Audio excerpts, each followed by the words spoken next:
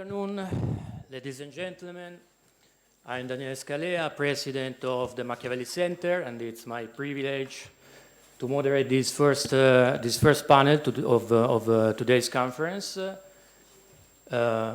We have chosen to foster this debate about the strategic insights from Israel's latest conflict, co-hosting this event with Senator Giulio Terzi, because we believe that, first of all, every conflict commands Italy's attention, not least to ensure that our country is informed and is prepared to address any military or security challenge that may arise in the future. And this will be a specific focus of the next panel. However, one cannot observe and look to those events of the past year and a half with too much detachment, because this conflict has caused a lot of losses on both sides, starting from the horrific massacre of October the 7th.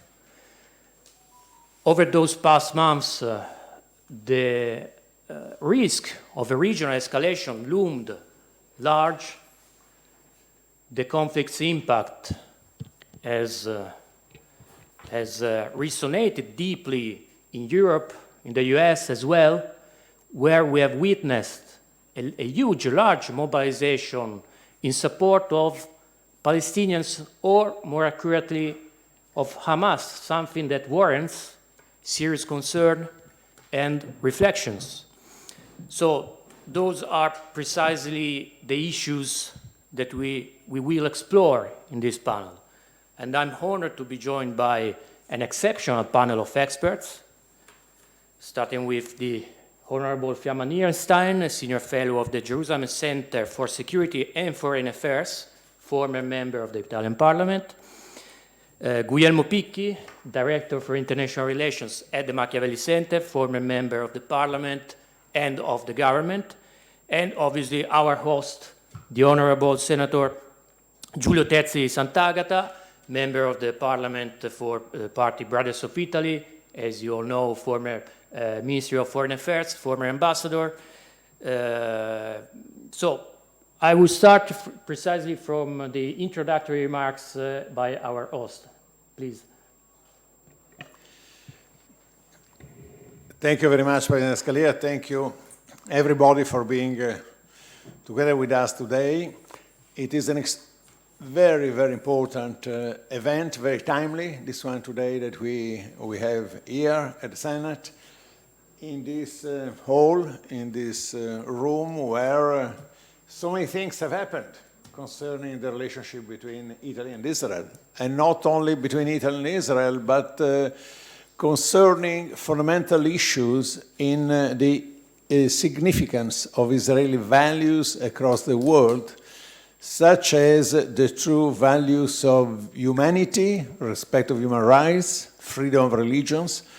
And just when we are talking in an environment which is so close to Israel, it is always a must for me to remember that here we adopted, right after the horrific attack of October the 7th, we adopted a 10-point declaration concerning the fight against anti-Semitism, hatred, incitement, and the most terrible things which are connected to that horrible turning of history, which has been October the 7th. And that was done thanks to Fiamma, thanks to the Jerusalem Center for Public Affairs, and it was done here a couple of months ago, a few weeks ago, after October 7th. So it is a great honor for me also to recognize the presence. Thank you to my old friend Guglielmo Picchi, to Fiamma, to President Scalea, to the prominent speakers who are going to to exchange remarks in the second panel. Lieutenant General Francesco Diella, Professor Ephraim Imbar, a very good friend of Italy and our relationship between Italy and Israel, Brigadier General Yossi Kuperwasser.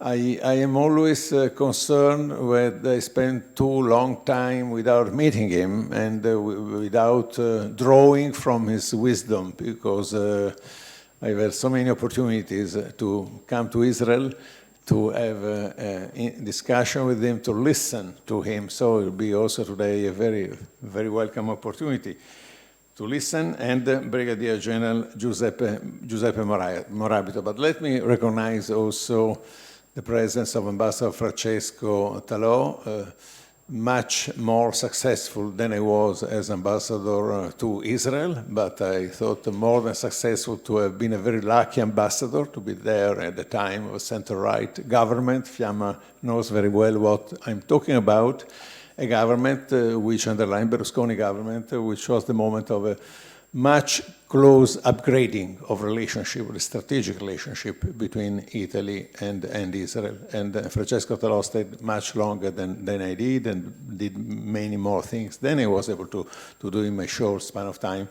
But we have also, for that reason, when an Italian diplomat, an Italian ambassador served in Israel, there is a total change and improvement of vision of what are the stakes of diplomacy in that area, Middle East, but also globally. And also my dear friend and colleague, Ambassador Sebastiano Fulci, who is here also today. He was ambassador in Riga some years ago. He has an important position at the Ministry of Foreign Affairs. And sorry for indulging in this amarcord of souvenir, but it is what happens to retired diplomats, and that also must. Let me again to renew many thanks for this, and to mention just a few thoughts, to share some observation concerning the aftermath of the terrible conflict which was started, the terrorist conflict, which was started by Hamas, restarted by Hamas, a long arm of the Iranian presence in the Middle East, of course. It is very important to continue, never be tired of reaffirming, even if it may seem obvious, repetitive, reaffirming that what is going on with the war, with the wars, with the terrorist attacks, with all the conflagration which exists in the Middle East now, which existed and Israel tries to resolve, as Western countries are trying, especially the American administration is very close, and it tries an active partners with other European countries, among which Italy, to be close to Israel in order to facilitate a solution, or at least an improvement of the terrible situation of insecurity and uncertainties where the Israeli population is living. But all this started, and we have to be very firm in our communication policies, that everything, the responsibility, the criminal element of all this belongs to Hamas and to the terrorist activities which are generated by Iran through its proxies. Never to be tired of reaffirming this simple truth. We also need to speak up against any shameful eulogy of the massacres that demonstrates how the education of hatred in the Palestinian territories is now being exported. There is an education to hatred that has been going on for generations of young Palestinians, is continuing, and it is expanding. And is expanding also in Western countries, in Europe, in America, and elsewhere in the world. And there is no space for condoning this element. That is a common effort that I was mentioning before, the 10 points that were elaborated and diffused right after October 7th, and that is still we have not grasped. The international community has not been able to grasp the true urgency of facing all together, or at least among as many countries, as many nations, and as many people as possible, to face this terrible monster that we have against us, against Western values. To talk about the relationship, the fight that the Americans are joining Israel in fighting directly against Hamas in a way. We have to recall the sentence and the engagement manifested by President Trump when he warned Hamas of a hell to pay if Hamas does not comply with the ceasefire and frees all the remaining hostages. And to this end, President Trump has even led the United States to break a long-standing diplomatic taboo by holding secret talks directly with Hamas. It has been a taboo for the Americans for a long, as far as I recall, their challenges of confronting a terrorist organization, the Islamic State and the other terrorist organization, of even a hint of negotiating with them, because there has never been the idea of negotiating with a terrorist organization, neither at the level of a state to a terrorist organization in a bilateral way, but even individually. There has never been in the practice of Anglo-Saxon countries the concept of negotiating for freeing hostages, that there was only the legitimate use of force against those who were kidnapping hostages. Yes, there have been negotiations with state entities like Iran. There have been number of negotiations in terms of exchanging hostages, exchanging prisoners and criminals were taken in Western countries, and hostages which are taken by the Iranians, but not in terms of a terrorist organization as such. And on our side, when we talk about the Gaza situation, we have registered the 8th of March foreign minister joint statement, France, Germany, Italy, and the UK, of appreciation for the Arab initiative of recovery and reconstruction plan for Gaza. I know that this initiative of 4 countries signing a statement to commit in the same direction with the ideas that the Arab countries, the Arab League, had proposed for recovery and reconstruction of Gaza may have hurt some feathers or raised some eyebrows.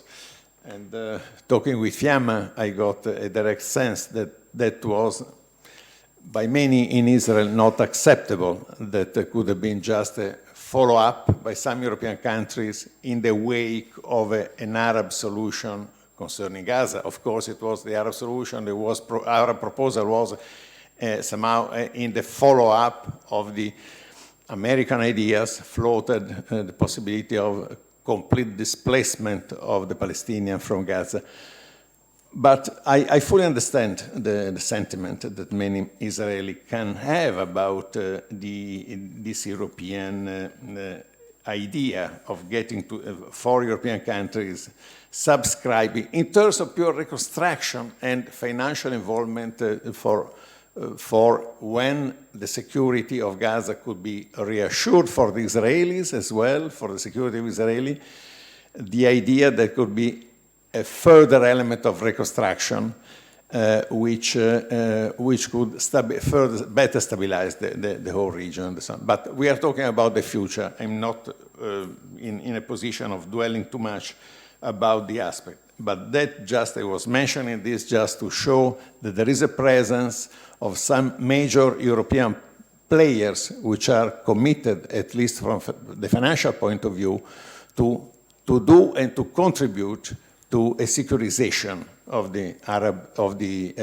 Gaza-Israeli situation. A solid framework for Israel and Palestine cannot exist until the political asymmetry and moral lopsidedness between the two are dealt with permanently. While Israel exerts its military actions in compliance with international law, Hamas and other Palestinian terror groups hit the Israeli civilian targets on a daily basis. And it is very regrettable, to say the least, but it's something that we cannot accept. The fact that the UN General Assembly resolution adopted on Israel mirror very disproportionately the real situation of Israel in compliance with international law. Because in 2024 alone, 17 United Nations General Assembly resolutions have been criticizing Israel, 17, while only one was on Syria, only one on Iran, and 0 on the other countries of the Middle East. And that is an horribly disproportionate and double standard behavior that should be denounced every time that we have this opportunity. We cannot remain silent about this incredible disproportion of looking about the Israeli-Palestinian situation. And evidently, to that, we have to add the question that there is no doubt the international community needs to come to terms, first and foremost, with the controversial decision by the International Criminal Court to issue arrest warrants to the Prime Minister, Benjamin Netanyahu, and to the former Minister of Defense, Yoav Gallant, in May 2024. I believe that everyone in this room understands that the ICC is not a substitute for national courts. It is an independent court founded on the principle of complementarity. It is, in a way, a court of last resort, which intervenes only in situations where states themselves are either unwilling or unable to genuinely investigate and prosecute the perpetrators of genocide and other crimes against humanity.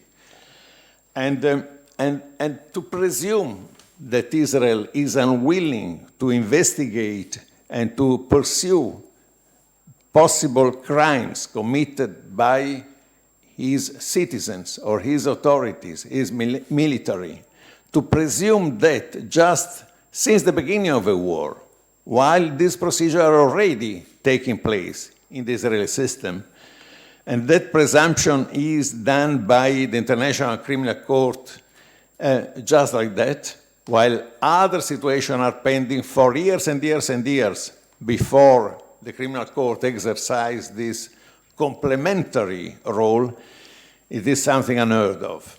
And this is another thing that it is a further evidence of how biased is the UN system overall. And so also this aspect of the United Nations playing these games is destabilizing, is particularly destabilizing in a region which is still underplayed by a large part of the international community and unfortunately also by the European countries. This sense of one-way vision includes also the situation vis-à-vis Iran, includes European policies vis-à-vis Iran.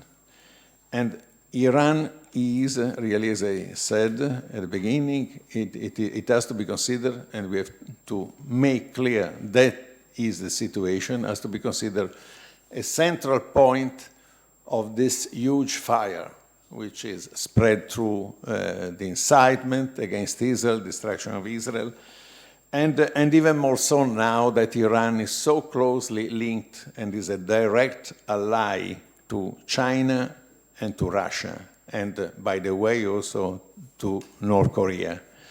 There is a long time allegiance, a long time cooperation between North Korea and Iran, for instance, in the missile, rocket fabrication, rocket technologies, and also nuclear technologies.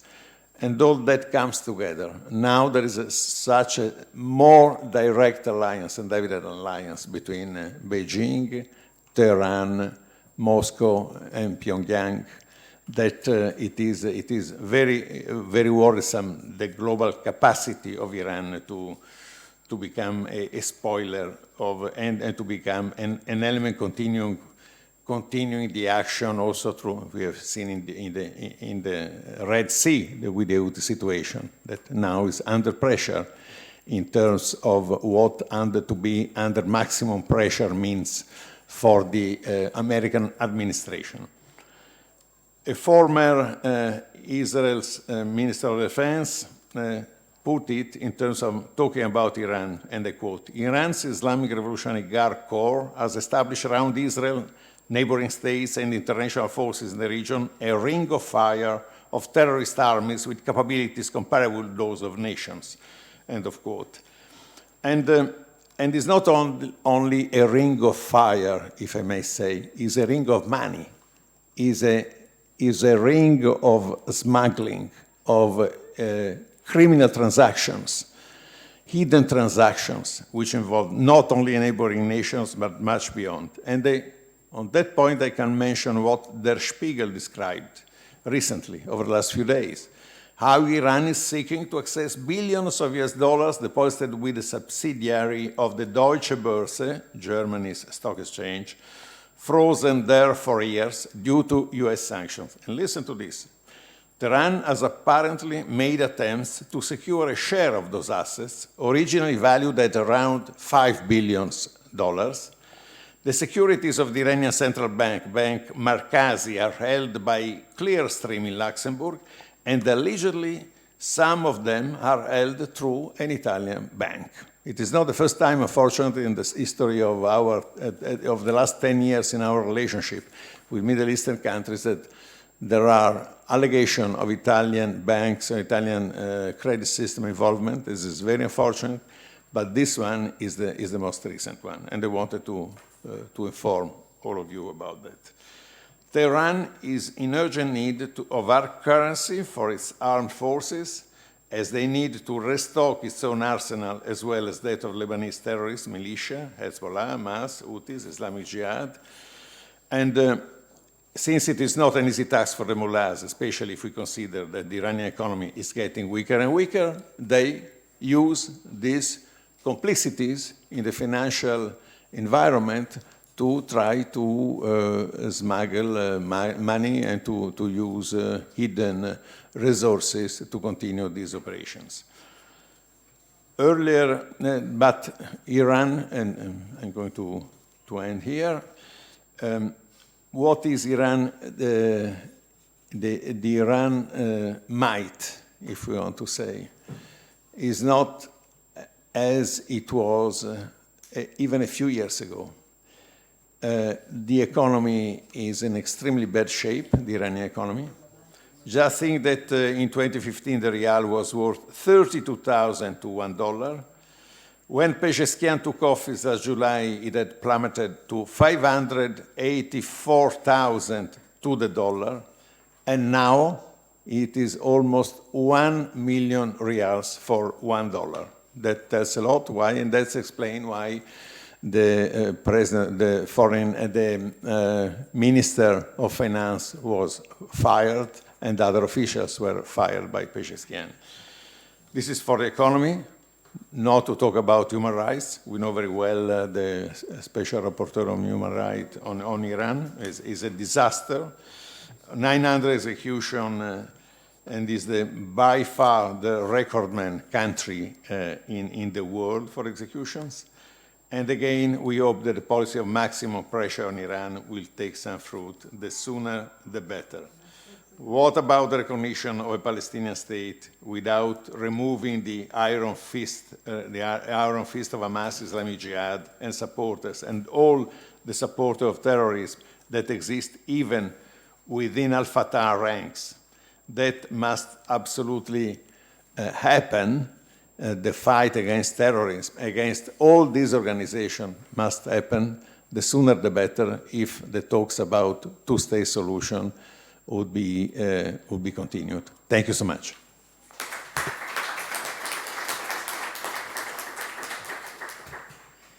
Thank you, Senator, for your insightful introductory remarks. Now, my first question is for Fiamma Nirenstein.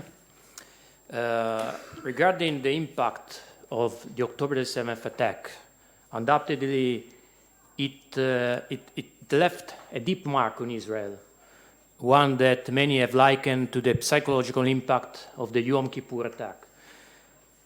Beyond the immediate shock, how have Israeli leaders and the public grappled with what happened, not just on that day, but in the months that followed?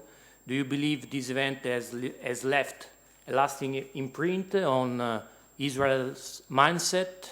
And if so, how has it reshaped the nation's outlook or approach? Thank you, Daniele, for the very interesting question, but thank you very much indeed. It is precious. This meeting is precious to me. It makes me feel the deep friendship that is there in a very difficult time for Israel and for the Jewish people all over the world.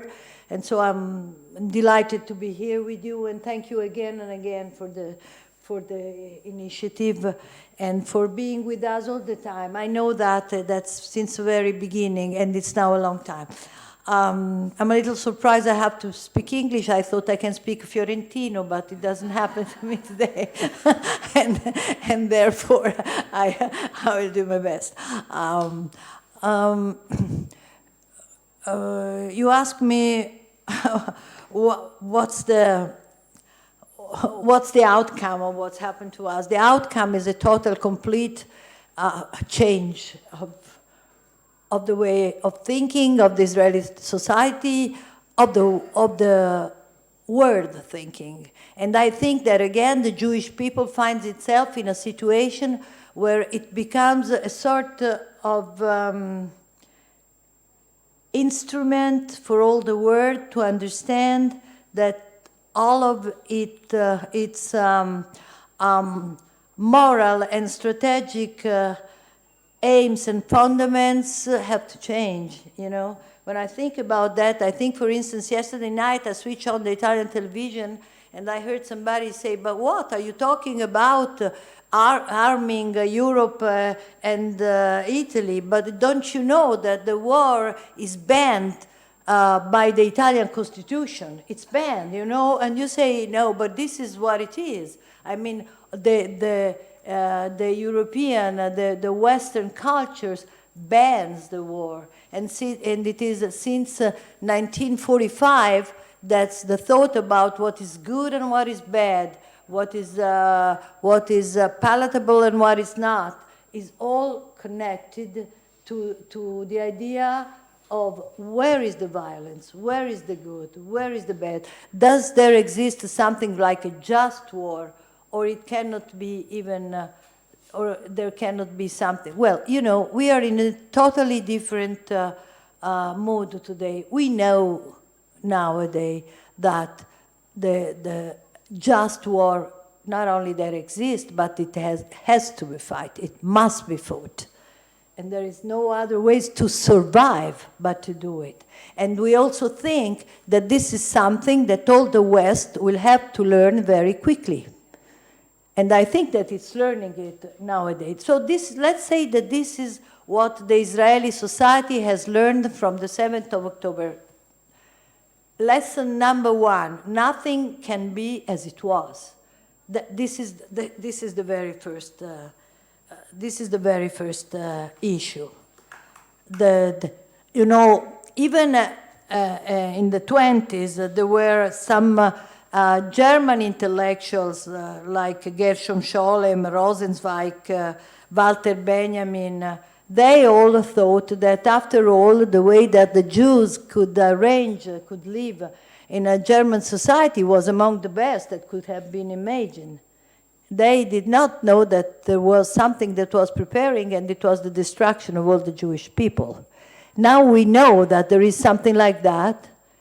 We have been knowing that all over the passing of the years since the State of Israel was born, that the Jewish people, in its main expression, which is the State of Israel, is under threat of life since the very beginning. Since when, in 1948, the division between Arabs and Israelis was something that had been stated and proposed by the United Nations and was immediately refused. Since then, a lot of these times have been repeated and repeated and repeated again, and all the words, and mostly we ourselves, the Jewish people, has refused to see it. We didn't want to see what was really there.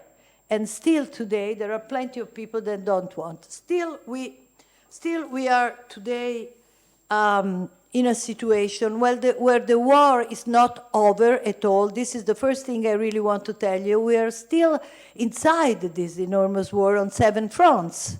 We are in a war that has 7 fronts, and this war is still in the making. Now, I will add, I have 7 minutes, so I have to choose among so many different issues, but we'll have other occasions when you can still talk it over.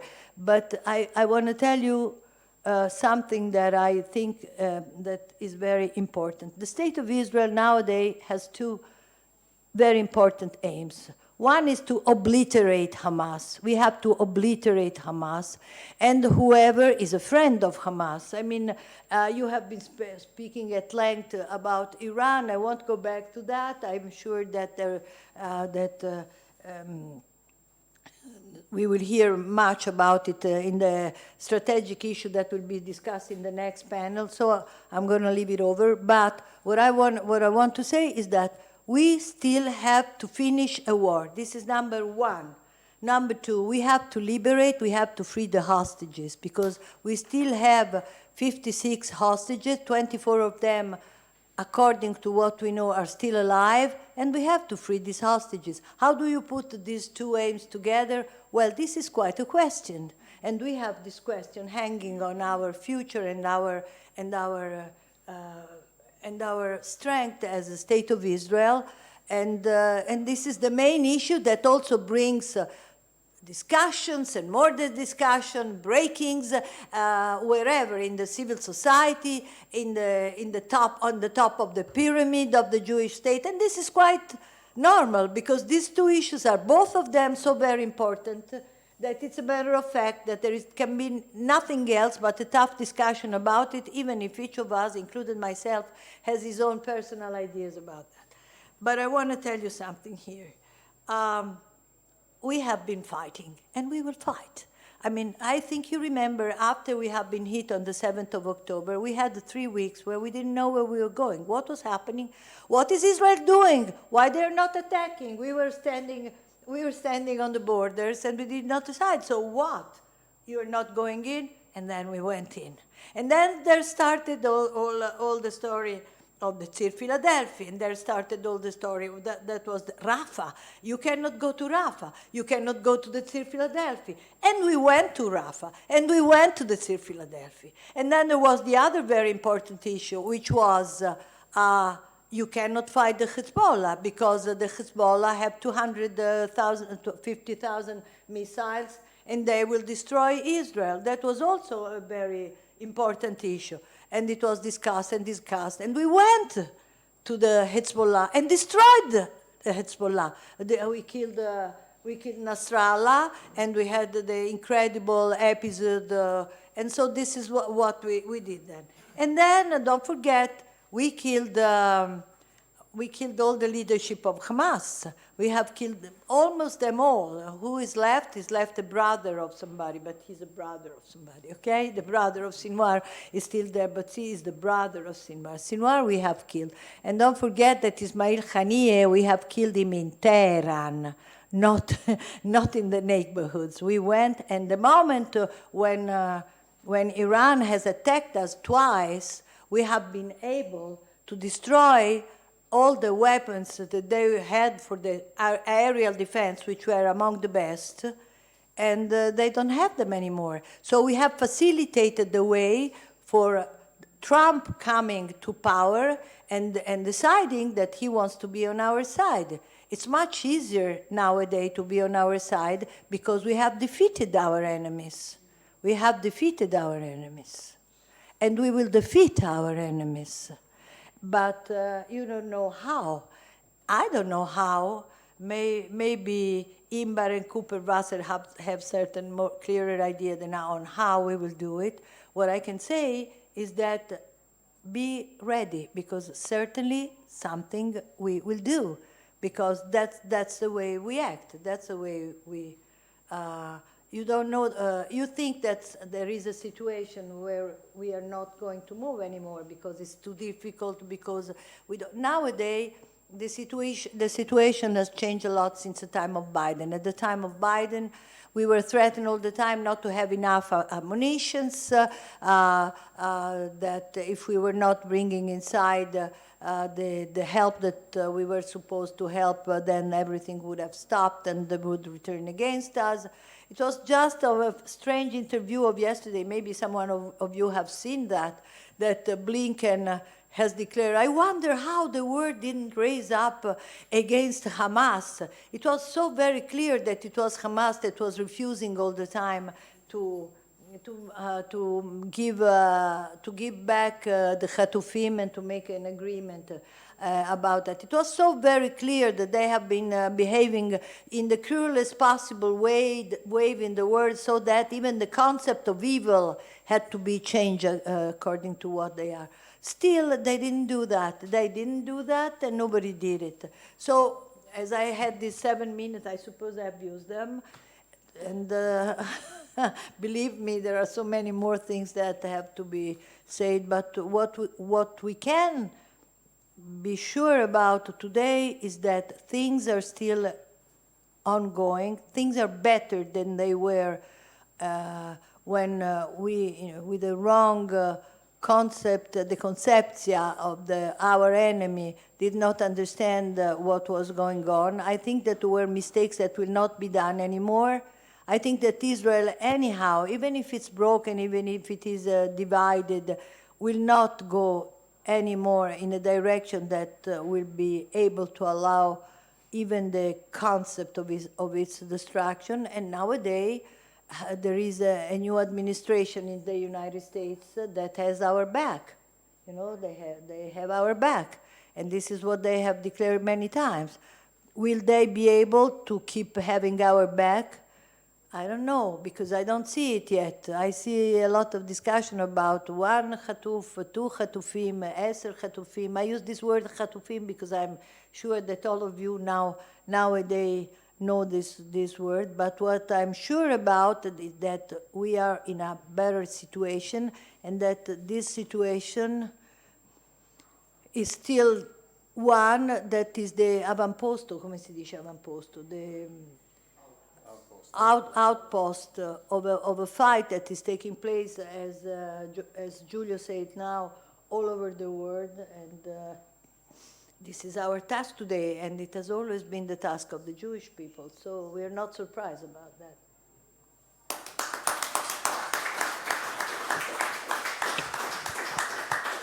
Thank you, Fiamma. Before moving to Guglielmo Picchi, Senator Terzi will have to leave us early. Maybe he has final comment. Or... No, I really apologize, but I have another meeting, unfortunately, which I was not able to remove, since we have a little bit of work to do for tomorrow and after tomorrow.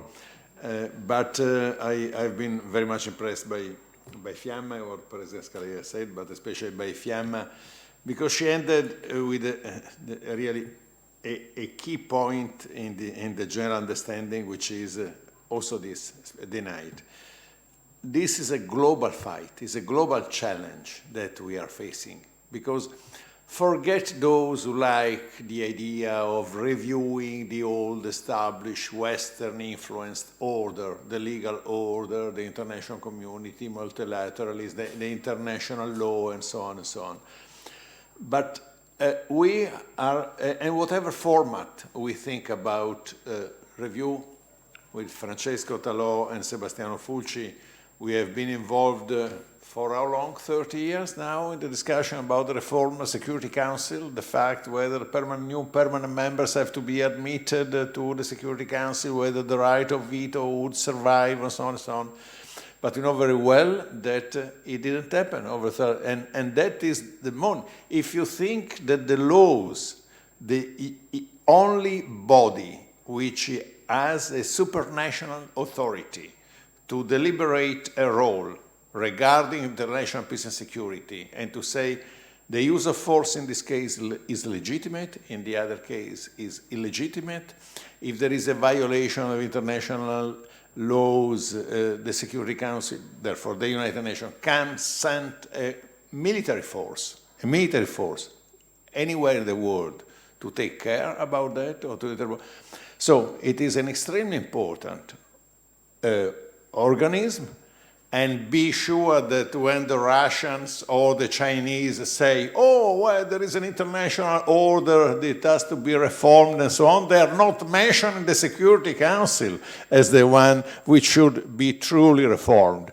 And this is the main pillar of the international law and international legality. So what are these guys in Moscow and Beijing talking about, reforming international order? They do want to do that because it's going to be, they interpret that, in their own interest. Their own interest now, they feel particularly powerful militarily, they feel a weakness in the West in itself, and they think that they can take advantage and expanding their influence and their appropriation of resources, wealth, and so on, all over the world. So it is a pure, the question of revisionist power is only that. But what is the target of those revisionist power? The target is very simple, is our values, the values of our societies, defended by Israel, defended by Europeans, defended by Americans.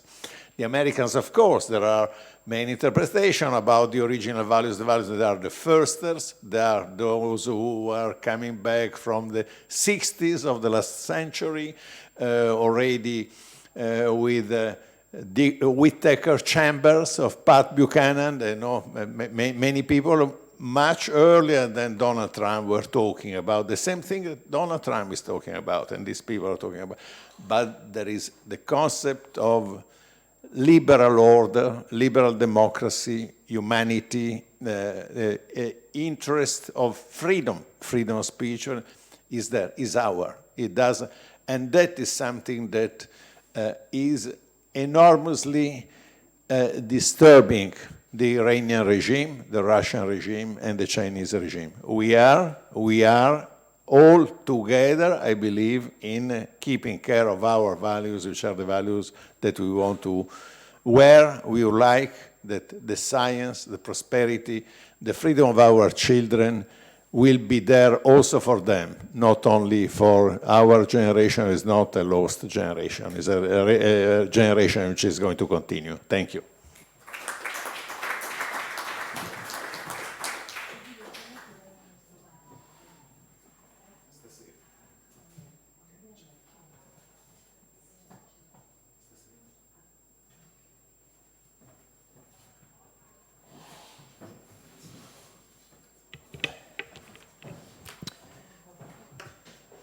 So Guglielmo Picchi, speaking of Italy-Israel relations, the Meloni government, as we know, has placed a lot of emphasis on the Mediterranean dimension. This includes the ambition to position Italy as an energy hub for Europe, the Rome process to manage migratory flows in the Mediterranean, and the Mattei plan for Africa. Within this framework, how can Israel be integrated into the Italian government's foreign policy?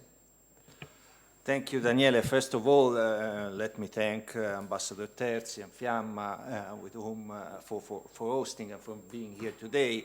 Not many knows, but myself and Fiamma, we were sitting next, we were together at the Chamber of Deputies for 5 years. We were sitting one next to the other, so we exchanged a lot of thoughts. We made many We fought many wars, many battles for,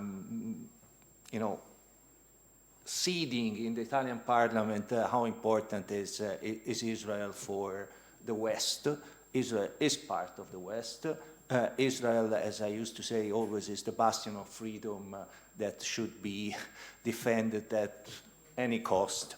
And so for this government, I'm not anymore in active duty in parliament. I'm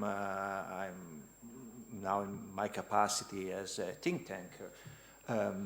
I think that this government is very like-minded with Israel, is aligned, the leadership of the two countries is aligned, so there is a common ground to not just of values, but also very practical thing.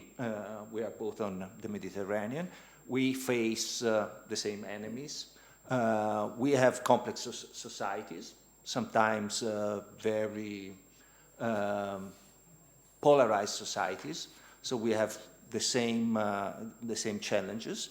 And the Italian government has expressed, unconditional support to Israel.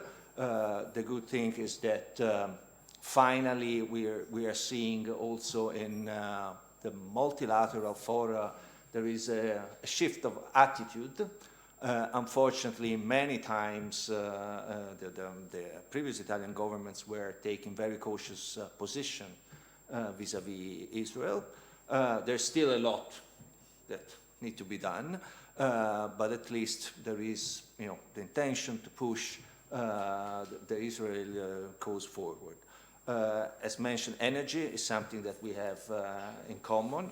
Very practically, because we are both countries that per se don't have a source of energy. It's true that the recent discoveries of oil and gas reservoir in the Mediterranean are something that are helping Israel, but for us, Italy is putting itself as a country that wants to be a hub, an energy hub in the Mediterranean. So in that respect, there is lots of cooperation that we can do. Of course, the military. That's the top number one discussion that is on the agenda in Europe now. I very dislike the term rearm Europe and how it was put forward to the public opinion, not just in Italy, but throughout Europe, is to defend Europe. What we have learned from Israel is the right to defend your country, yourself, from the attack of others. So I think that's the same point that we have to have very clear in mind in Europe. And the Italian government has to take, I would say, there are some lessons to be learned from Israel in general, not just the most recent event, is that a war can always happen, can always be at your doors. You need to be ready. And you might not find friends outside.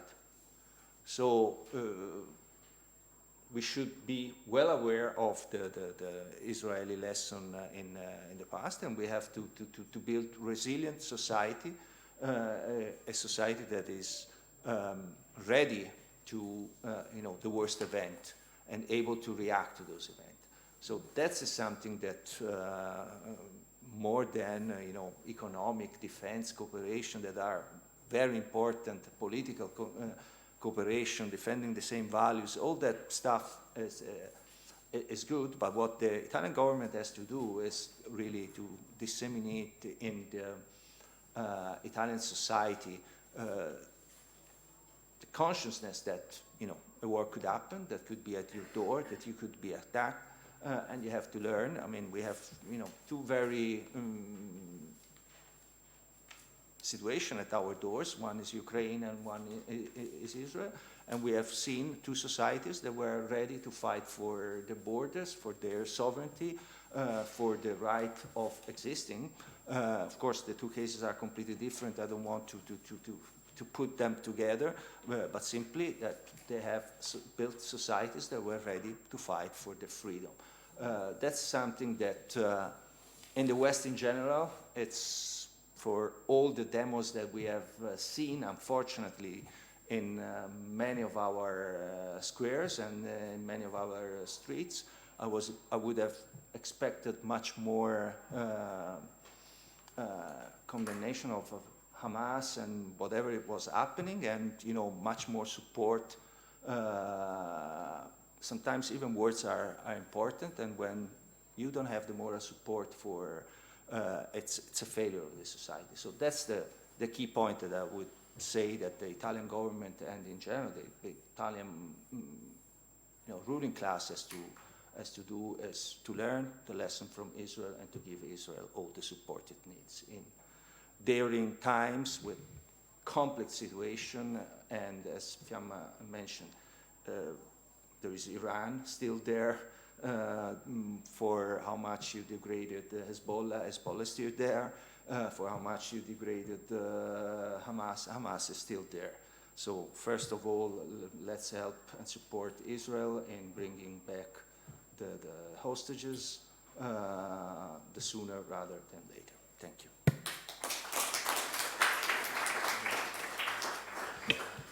Fiamma, you have studied the phenomenon of anti-Semitism with great depth. You offered a lot of books on that. And also the Machiavelli Center had the privilege of publishing one study of you in 2018. The title was Anti-Semitism in Contemporary Europe. And in this paper, you identified Israelophobia as the most widespread form of anti-Semitism today. 7 years later, the situation doesn't seem to have improved. If anything, it has worsened. While public support for the Palestinian isn't new in Europe, what stands out now is the near total absence of any distinction regarding Hamas. In Italy alone, we have seen public figures justify the October 7th attack as an act of resistance. At leading universities, Jewish speakers have been barred by the mob from taking the floor, while at the same time, in the same universities, have been proposed conferences celebrating figures like Sinwar. What's happening? How do you interpret this shift?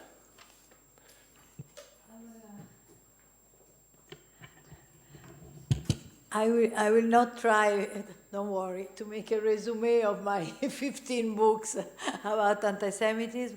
I will just try to propose you my last view of anti-Semitism.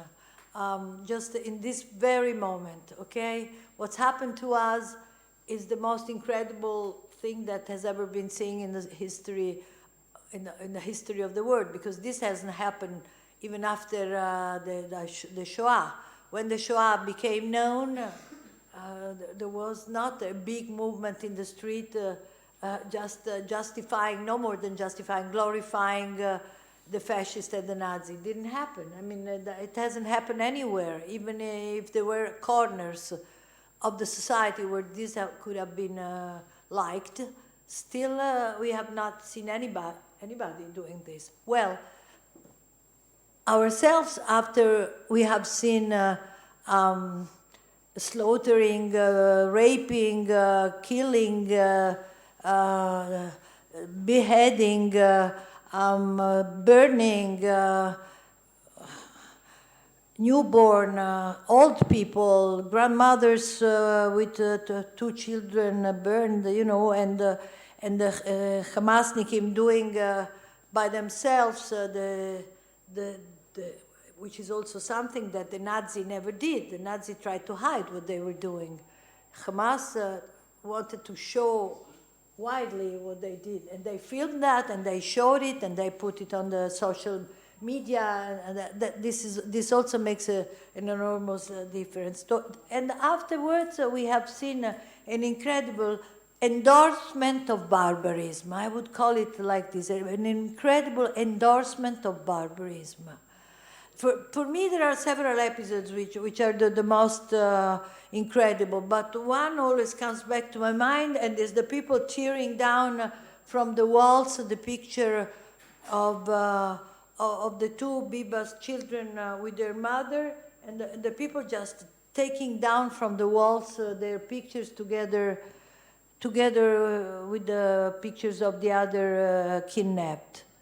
That is something that has no other explication than a sort of mental illness, something like that, and the only justification for that, the only explication for that is that this happens because they are Jews. And so many things happen because they are Jews. The people that were attacked, they were Jews since then onwards all over the world. It's just a few days ago, this happened in Ireland. There was a Jewish family, an Israeli family traveling in Ireland. They were surrounded by people that threatened them and told them, we know where you live, which is the hotel where you're guest, And that was just because they realized from the way they were speaking that they were Israeli. It was a mother with a few children. They were afraid, and they had to change the hotel.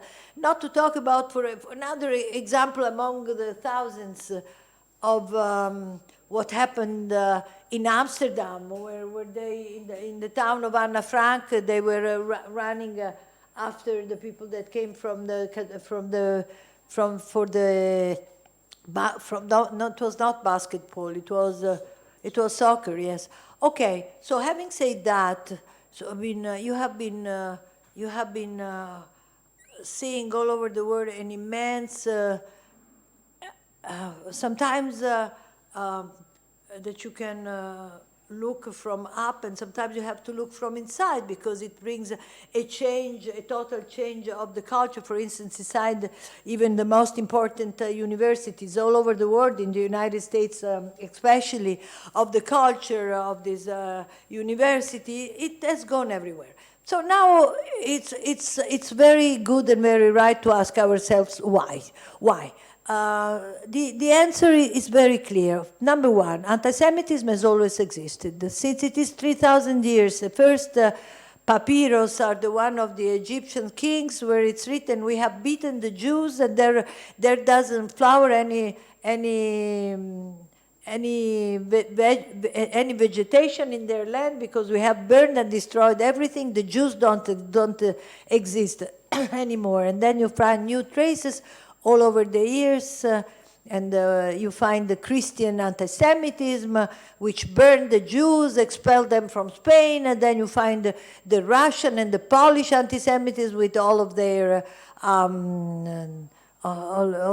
pogroms. The examples are without any end. So what I think to myself nowadays is that you have to realize that the anti-Semitism is engraved in the DNA of the world, not of the Jews. The Jews have always, in the DNA of the Jews, what is engraved is the fact that they survive. And this is something that the world has to learn. The world has always been trying to destroy the Jews. The Jews have never disappeared. The Jews are reborn with new strength, new idea, new books, new culture, and the new state, the state of Israel. And now the state of Israel is just, okay, around the state of Israel, it's a totally different kind of anti-Semitism which has been grown. And this kind of new anti-Semitism cannot be fought just teaching in the schools how good the Jewish are, or trying to fight it, telling them, oh, you bad people, you are anti-Semitic. They don't give a damn about that. Because it's a structural anti-Semitism.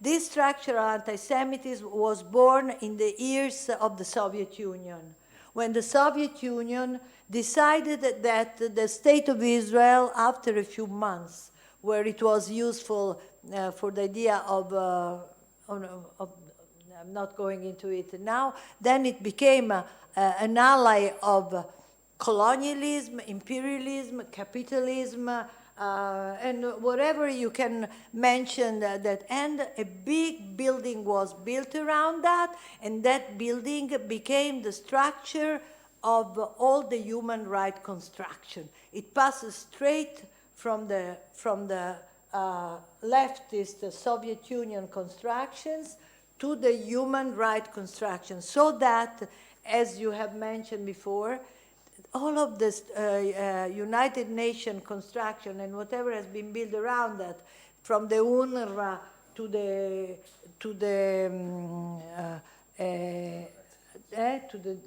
Human Rights Council, but not only this, also, I mean, any commission that has been built in there, or simply think about the UNESCO that has declared that Jerusalem is not part of the Jewish heritage and is part only of the Muslim heritage. I mean, there are facts that are so extreme, that are so big, and that go together with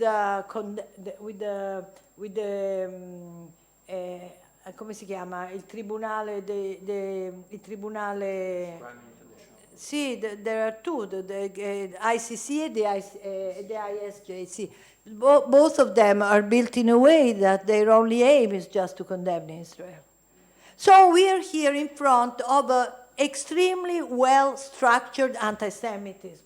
And what does it suggest? It suggests that the fight against anti-Semitism can be fought only in a very well-structured way. We cannot go around complaining that there is anti-Semitism. It's not worth. It doesn't help. We have to have plenty of that kind of orders that the Trump administration is just trying to do. You are anti-Semite, you are a university or any other institution, you will not receive funds for keep going in that direction. I'm speaking mostly about the United Nations. I'm sure that there will be a fight on this field. Stefanik will bring a fight about this in the United Nations. And now this fight is brought in the American universities. You are an immigrant that instead of trying to integrate with the society that you decided to immigrate to, is just trying to become the leader of a pro-Pal big group of students, or of any kind of this pro-Pal. Unfortunately, there are in so many movements. There are in the feminist movements, there are in the black movements, there are any kind of woke movement that are connected all together by the idea that there are on one side the oppressed and on the other side the oppressors, have put Israel on the side of the oppressors, which is a total lie, which has nothing to do with reality. But this is just the pyramid that has been built since 1945 onward, creating culture, structures, and leadership. Books, papers, in the university and wherever. So what I'm saying now is that on the other side, as I think that we are not less strong than they are, what we have to do is just to create another kind of structure of this kind that will give a fight at this level, at these levels.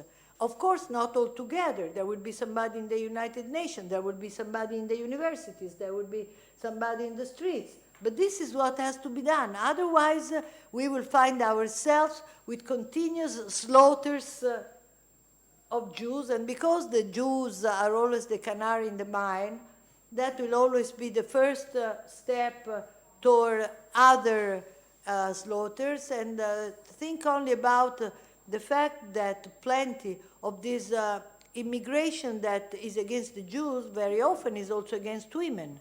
Very often is also against, we have seen that. And then there is no courage to face this problem. But we have to find this. We have to connect the dots. And to fight the big building. And the big building can be fought with laws, and with laws and executive orders. Wherever we find that there is a crime, the crime has to be denounced, and this is the only way that we can bring all the rest must be thrown outside. I don't even believe, and with this I am finished, I don't even believe in all of this fight on the social networks. I mean, they say, kill the Jews. We say the Jews are good. They repeat, kill the Jews. Then we will say again, you are wrong, you are a liar. And then they will repeat again that they are right, that we kill the children, and that we want to destroy not only the Palestinians but all the suffering people all over the world, that we are their enemies, and so it will be going on. You know, I don't have any faith in this fight on the social networks. I believe in laws, structures, money, and the changing of the education wherever this can be reached. Thank you. Connecting the dots, in my view, there are two main trends explaining the rising support for Hamas in Europe.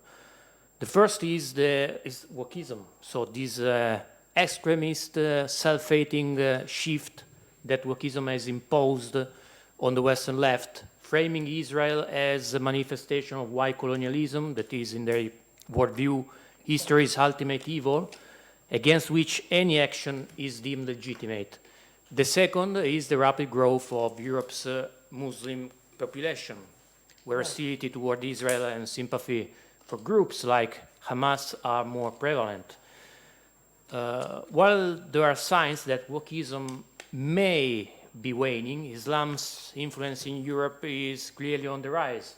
So, Guglielmo Picchi, do you think this could strain Europe's relationship with Israel, perhaps even drag the continent, the European continent, into someone else's fight against it? Well, the short answer is yes, we need Israel. Let me say two things. We like the Jews, outright, so not much discussion. Jewish lives matter, as Fiamma has taught me very well.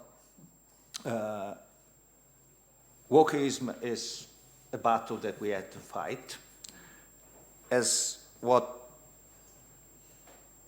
Fiamma mentioned is basically, I speak for where I used to do politics, for on the conservative side of the pitch.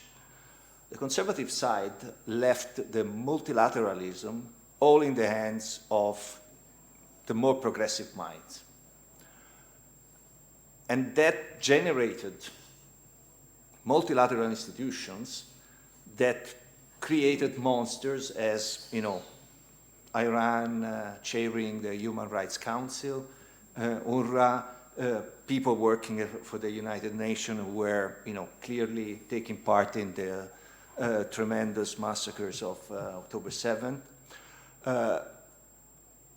In order to win this battle or this war, is a matter of, you know, years and years to come.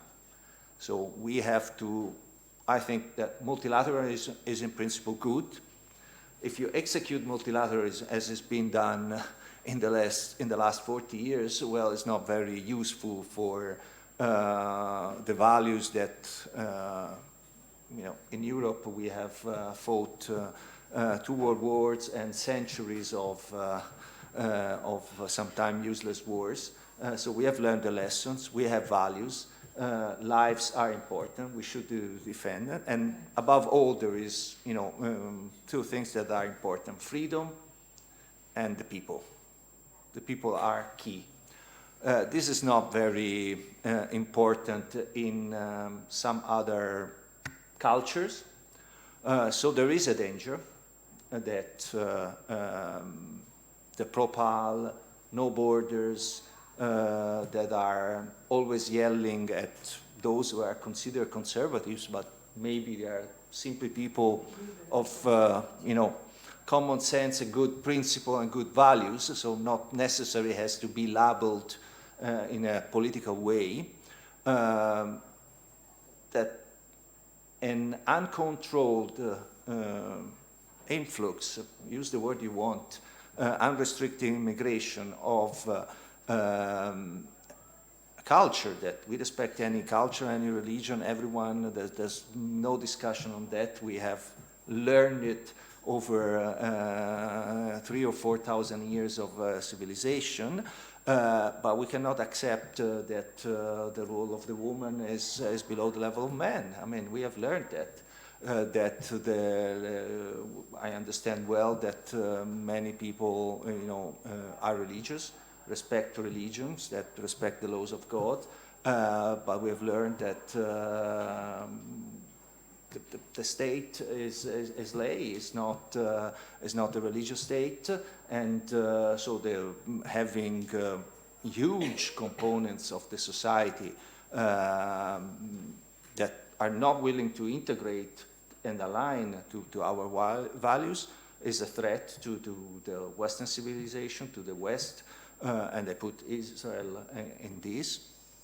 So of course we have to put in place not just laws and to apply them, but also to have a cultural battle that is far more important. If you win the cultural battle, then you're able to have right laws, to apply them correctly, and not to have your way of life threatened by, we have seen, incredible in some areas of the United Kingdom, France, Italy itself, Germany. When you see people with the jacket with the Sharia police in some parts of Germany, I don't think that's something good for the West. Also for Islam itself is not good. At home, No, that's important. I mean, in Paris, for instance, in Paris there is a part of the population that already has 4 or 5 wives, and this is not something that can happen in our civilization. We are against it. Fiamma, for me, 1 is enough. Imagine having 4. No, please, no. So to conclude, yes, we have to pay attention not to contaminate and to keep our values strong. And how Israel survived, I use the word survived, surrounded by Islamic countries is a lesson that we have to learn in the West, and we have to be ready. The point is always be ready. Acknowledge that there is a risk, understand the risk, and put the society, structure the society in a way that is not able to fail and to resist any sort of Islamization of the society. Thank you. So now I would like to open the floor for our audience. If there is any questions for our panel, please feel free to raise your hands. Since we are broadcasting live, I should ask you to use the microphone on the podium.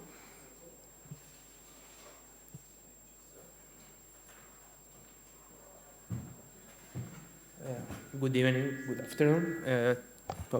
Thank you for the presentations.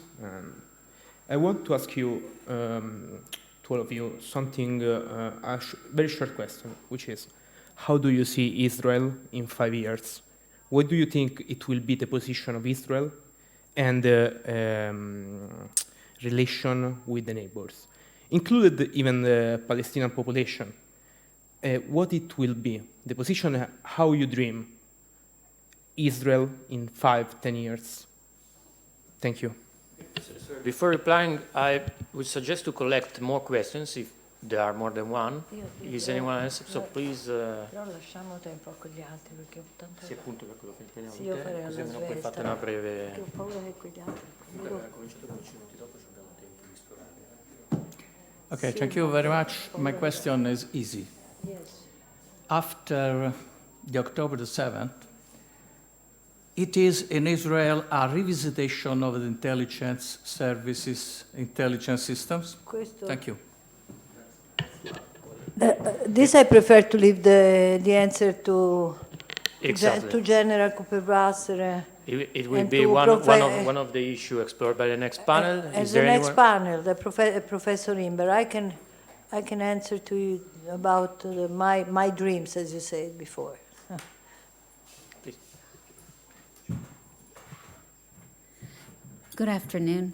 I don't know if the question's for you, if you want to answer, or if the generals, but my question as an American Italian, having lived in Italy now for 34 years, having watched and documented myself, thanks to people like Fiamma as well, on the incoming threat of the Islamization of Europe, is Italy, as well as other European countries, are they preparing for this war? Because as I see it, it's not going to be a war that's coming from outside the borders, but a war that's going to be coming from within the borders with these small pockets and cells.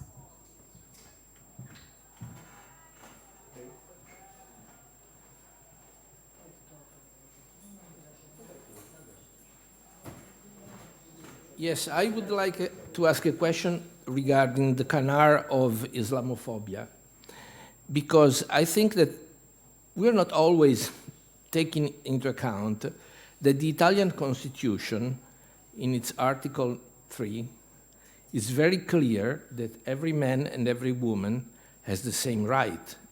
By that point, the Italian Constitution is Islamophobic. I didn't get it. Don't understand what you mean.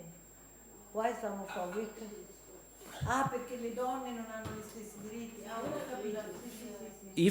If the Italian Constitution asserts that women and men are equal, that people of any religion are equal, in that sense, the Italian Constitution cannot be accepted by anybody who is a Mahometan. And in that sense, we should demand that everybody who comes into Italy adopts as a principle what's written in the Italian Constitution. We got the joke. So please. So I live to Fiamma, where we see Israel in 5 years. I see Israel flourishing and being, with stronger ties with Europe and at peace with all the neighbors and free of, in the north, Hezbollah and Hamas, and hopefully a solution that somehow should be found to the question of the Palestinian state. But I stop here. The point of if Italy is ready, the answer is simply no. You have a large chunk of the population that is, look what is happening with the migration. You might think on migration whatever you want, but if you have, in international water, you stop a boat that you know exactly, the origin of the boat, where they were, by the smugglers, all the path from, sub-Saharan Africa or from Tunisia, wherever they are.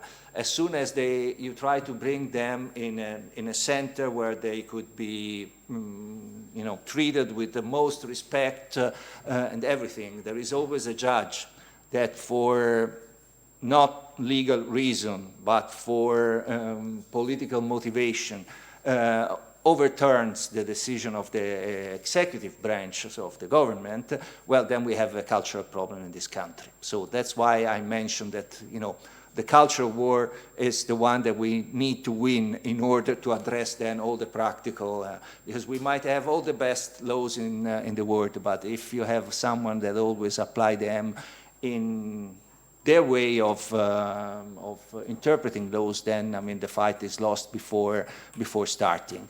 So I hope that people like me, Fiamma, and the work that we are doing at the Machiavelli Center is to, and with many others, of course, is to try to prepare the society to something that will happen, that we have seeing in the Islamic Republic of France or in some parts of the United Kingdom. I'm a citizen of the United Kingdom, and it was shocking to see the Ramadan in St. George's Chapel in Windsor Castle. So, I mean, we have a big threat in front of us, and I mean, freedom of religion, no problem, but you have to, follow the values of. You don't like our values? Don't come. Easy, straightforward. We have the very last question from the audience, and then final remarks by Fiamma Nirenstein. Thank you. I'm very much concerned about terrorism in Europe, and I would like to know why, either from politics or by media, whenever there is a terror attack, either it's not mentioned that the origin of the attackers are from Arab or Islamic states, either if they come from Chechnya or they come from Morocco or wherever, and the media say either that there are second generation, third generation, there are desperate people, there are poor people, even if they are very, very rich, and the attackers, and they try to say that they are French citizens or Norwegian citizens because they live there since, they have been living there since 20 years. And this is a great risk because we now don't know who is Norwegian or Swedish or French and who is somebody who has different ideas from us.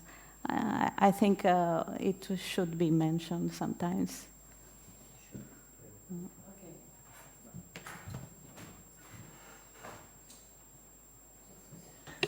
Yes, going upside down with the last question, what Giselle said is right. The media is a big, big problem. I mean, the media is the main problem of how all the information about the conflict has been understood. I mean, it's a very long story. I remember the Second Intifada. Okay, the Second Intifada, where the Jewish people were killed on the buses, in the schools, in the restaurants, and still we had plenty of journalists. I remember I wrote a piece at that time about the American colony, which was the main hotel in Jerusalem where the journalists used to gather, because it was in the east side of the town. This is where in the evening, after a couple of buses had exploded with plenty of children, old people, and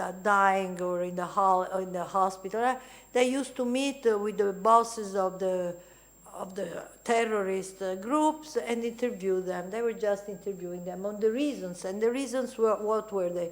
The same that you find today on the newspaper. There are the oppressors and there are the oppressed, and the oppressed are poor, and the oppressed just want to, and the substrata of all of this is that the Israelis should not be here. Any of these things that they say, they just say a very simple thing: the Jewish people don't have the right to be here. That's the backstage of all the journalistic the description of what's going on. The Jewish can never be right, because at the end of the day, the real thing is that the journalists agree with the Palestinian point of view, which is a long thing to talk about, because that we are totally here on another subject.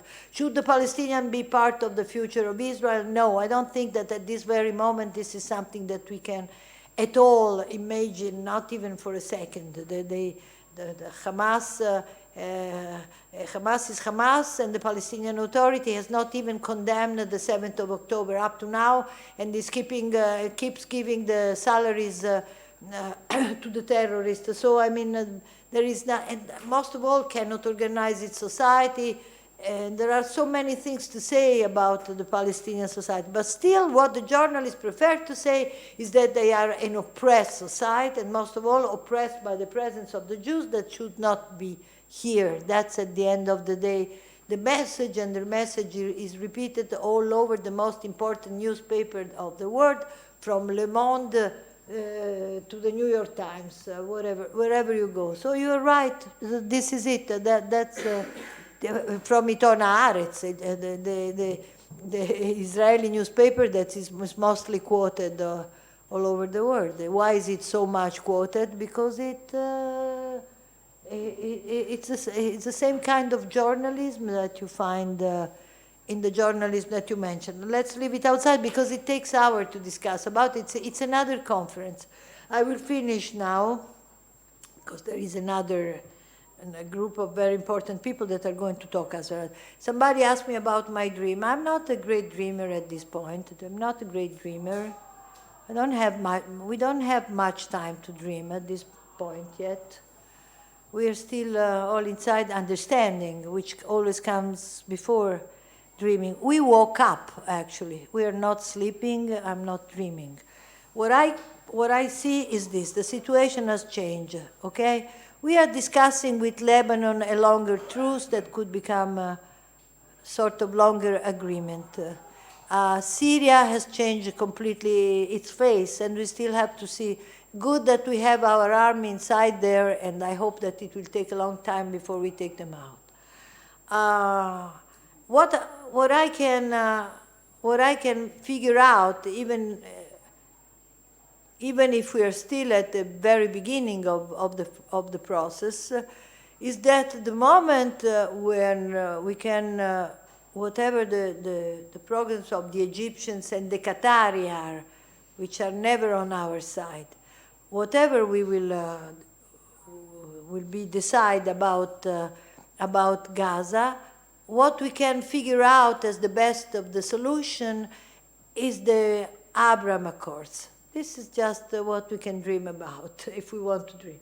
And it's not a dream because the Sunni moderate countries are the countries which are closer to us, and Saudi Arabia, a long time we are discussing with them the future to come. For them it's of big interest to be with us from every point of view, not only from the point of view of defense from Iran, but also agriculture, medicine, technology, whatever. We are always number one, and I hope we will continue being number one. But I wanna finish with another sentence. I have a dream, and my dream is this.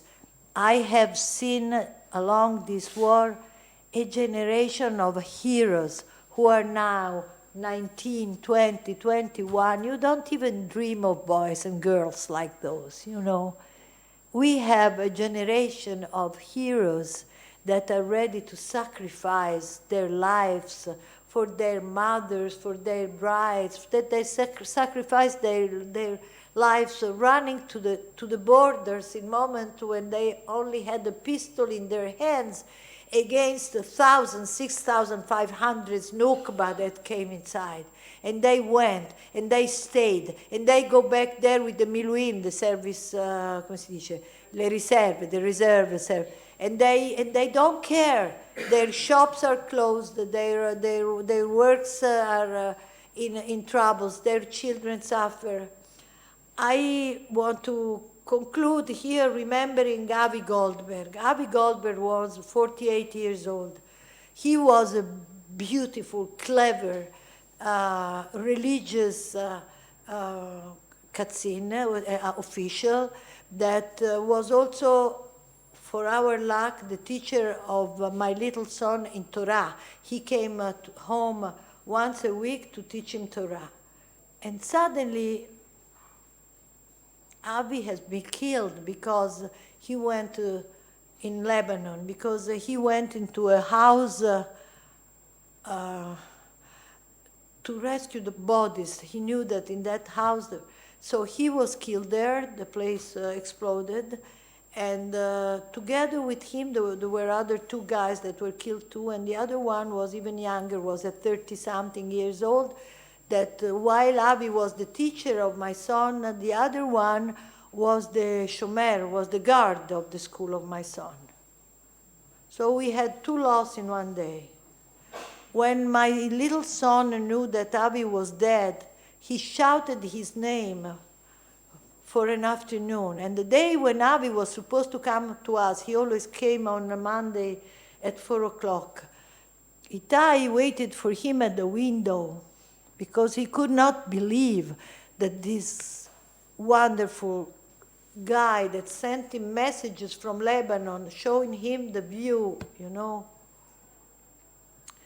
So my dream is that plenty of Avi Goldberg will have the state in their hands, you know. Plenty of these wonderful, incredible people from the age of 20 to the age of 50. The youngsters that go there and defend the country will be able to rule a wonderful country that will be again #1 in the Middle East, not only on the values, but also on the science and culture. This is my dream, if I had to say about a dream. My dream is that we will always remember the ones that we have lost as the first one that founded the new state of Israel after the Nukba. Ecco, this is it.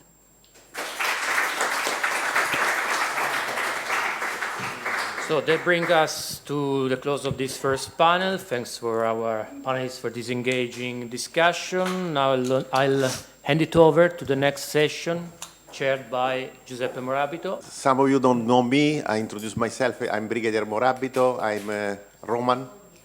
So sorry for my English Roma slang. It's more slang of Roman than English, but it's okay.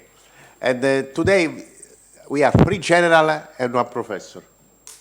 So it's difficult for you.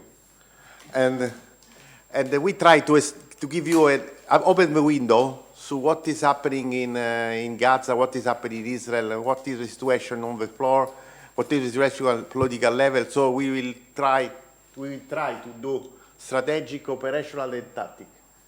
I'm infantry, so I may like to be tactic, but it's not my turn to speak, so I only to coordinate what you say. So be careful because I take note. And I take note of your 7 minutes. So you know that you have 7 minutes. Okay, just a short introduction. Professor Yossi Cooper-Wasser, is correct? Excellent pronunciation. Right. So the slang pronunciation works and he is recently appointed the head of the Jerusalem Institute for Strategic and Security, formerly head of the Research Division of Israel Defense Force Intelligence, Director General of the Ministry of Strategic Affairs, so I can go. Professor Ephraim Inbar, correct? Yeah, perfect. that's right. He was served at the head of a program of strategic diplomacy and national security, founding director of the Begin Sadat Center, visiting professor to Georgetown, Johns Hopkins, and Boston University. I have to say another sentence. Is enough? Is enough? Holds an MA in PhD, University of Chicago, so all American. And last but not least, my friend Francesco Di Iella, Nuca pronunciation, Di Iella is perfect, retired as me. We ran the army for years, then we retired, and if you don't want to stay at home, you try to do something on geopolitics. So I'm happy to have Francesco here. He served in Bosnia, in Kosovo. He spent a lot last time of his career in NATO headquarters in Brussels. So unfortunately, he's an artillery. Anti-aircraft. Anyway, artillery is not infantry. So let's start with Professor Inbar, non-military. So we start with non-military guy. And what are the main, after the pogrom, what are the main lessons of ADF so far? So far. That's me. Yes, I know. Shalom to everybody from Jerusalem. And, they told me that I have 7 minutes, which is which is a great lesson in humility. So thank you very much. And Israel's military doctrine has always emphasized 3 elements: deterrence, early warning, and decisive victory.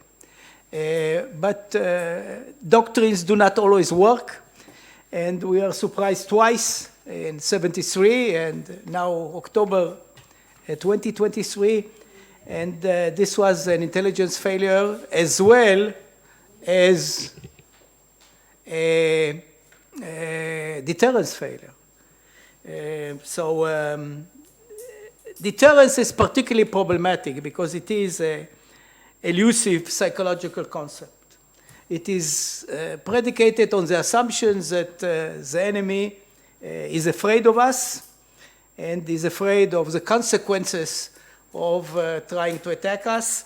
But human beings have different calculuses, and we cannot always assess to what extent they are ready to pay the price. And I must say that in every war there are two equations. One, the ability to exact cost, to exact pain, while the other equation is the ability to sustain pain. And as we have learned the hard way probably, the Palestinians have a great ability to sustain pain. Therefore, we were not successful in deterring them this time. And so after 73, we expanded tremendously our intelligence capabilities. My colleague, General Cooper-Wasser, is an intelligence officer. He can tell you more about that. But it's striking, and it became known that we had the ability to identify a lorry in a convoy going from Iraq to Lebanon, which one carried the weapons for the Hezbollah. We had tremendous intelligence to carry out targeted killings with very little collateral damage. But in October 23, we are surprised. Basically, it boils down to the fact that we cannot evade that people are fallible. You know, you have here in Rome somebody that is maybe infallible, but most of us are fallible. I don't know a second. I'm the first. I know a second. Okay. So it is probably impossible to achieve deterrence in all cases and to prevent surprise attacks. In the West, you are surprised in Ukraine. Very few people in the West believed that Putin will attack and that deterrence of the strong West will not work. It didn't. So the lesson that I draw, I'm not sure the IDF is drawing it, although there are definitely signs that it thinks along those terms, that we cannot rely on warning, early warning and deterrence. We have no choice but to build a better defensive posture, particularly since we may again in the future face a multi-front scenario. And we need also a larger army that can protect Israel's land borders.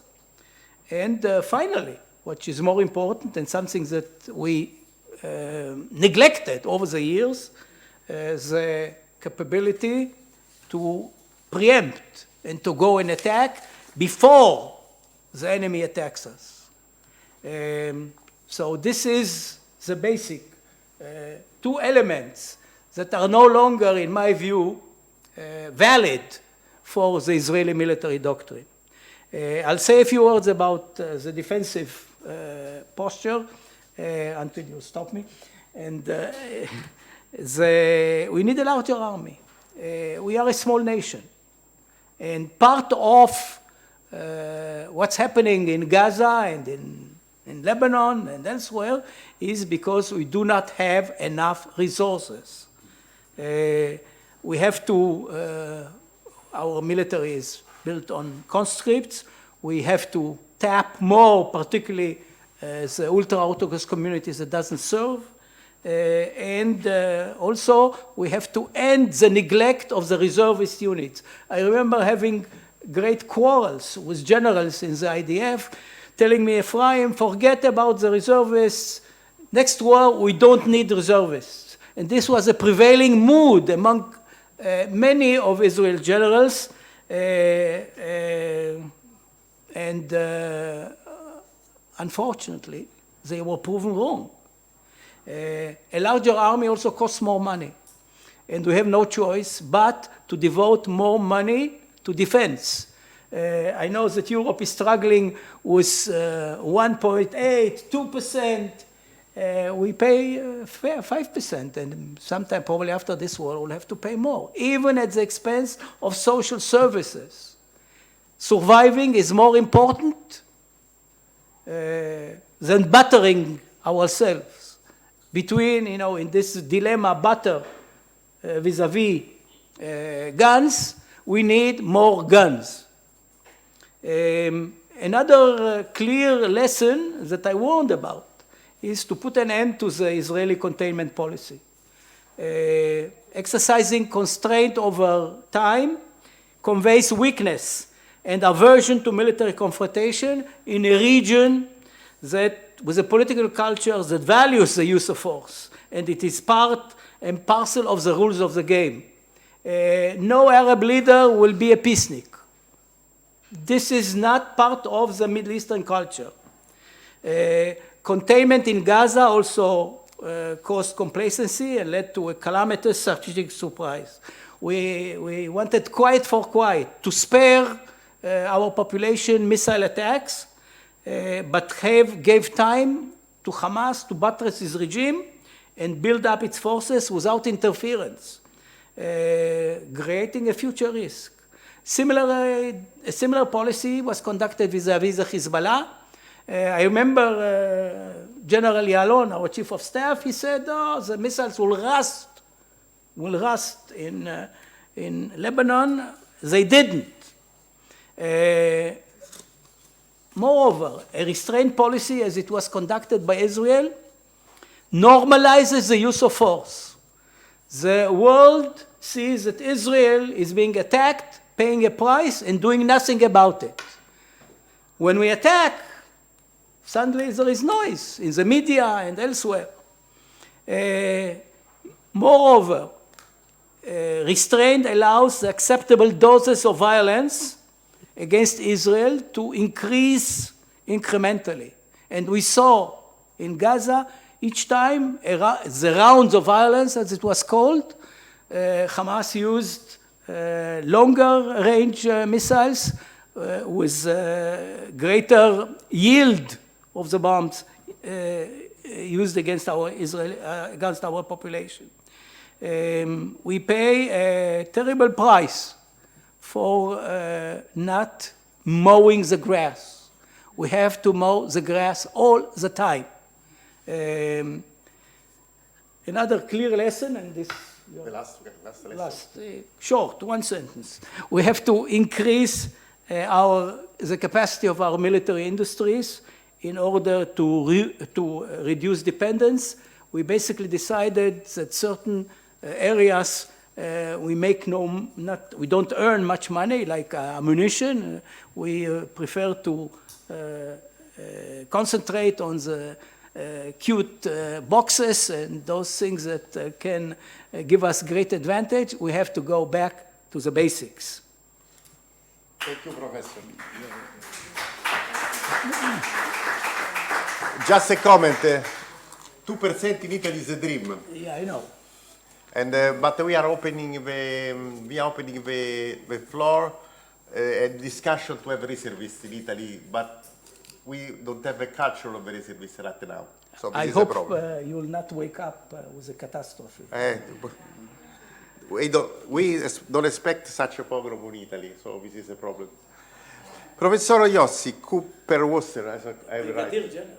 I'm Brigadier General, not professor. I'm making My daughter thought that I'm going to be a professor. But in Italy, sometimes you prefer to be professor for salary reasons than very general, you know.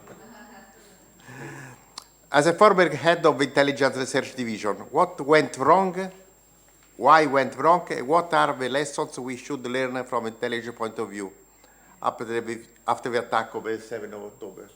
Yes, thank you. Thank you for having me. And it's a golden opportunity to discuss this matter because we can analyze what went wrong, and I'm going to... Sorry. Oh, microphone is on.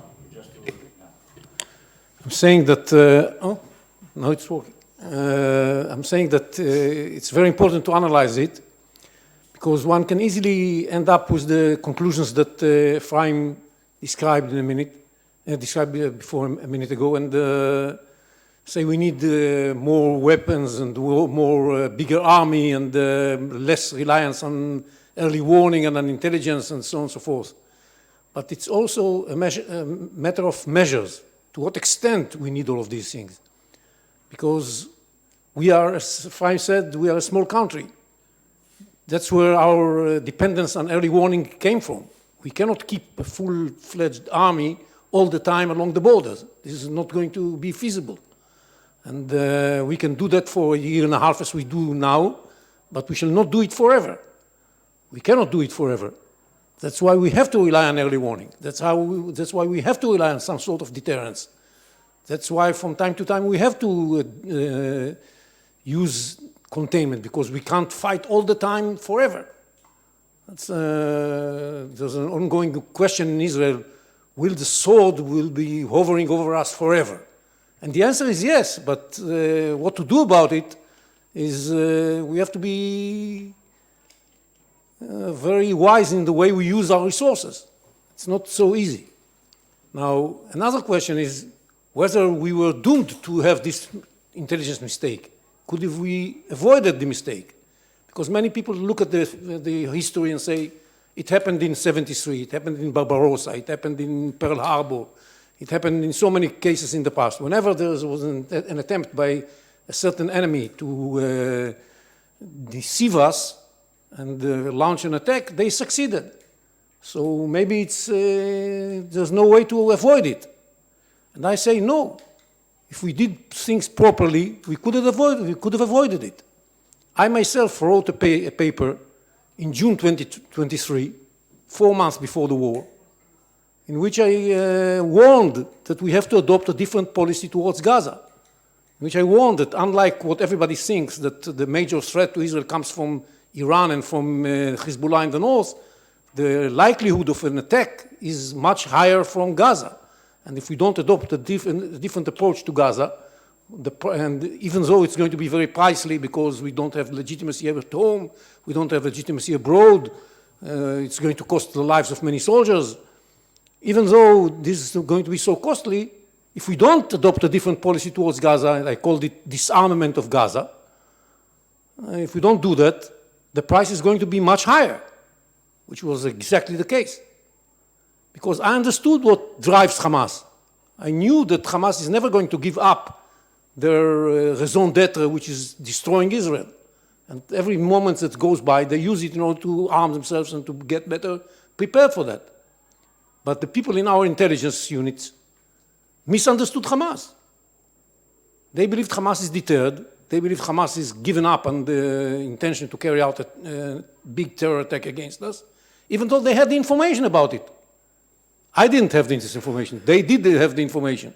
Nevertheless, they underestimated the information they had, so that this is only for the sake of force buildup or to make impression on their own people that they are preparing to something big while they don't mean to do that. And they couldn't believe, they just couldn't believe that a war is coming. On the night between 6th and 7th of October, when all the early warning signs accumulated, they prefer to give all kinds of explanations. It's probably they are worried about an Israeli attack. Probably they are carrying out an exercise. Or maybe in the worst, less probable case, they are preparing a smaller scale attack against Israel. And even if they do, this is not planned for the immediate future, not for the immediate time. And the reason they do that is that they couldn't imagine that the entire structure of knowledge about Hamas is wrong. And when you are in such a structure of mind, set of mind, you deny any information that questions the perception you have. Just deny it. We were in a state of denial.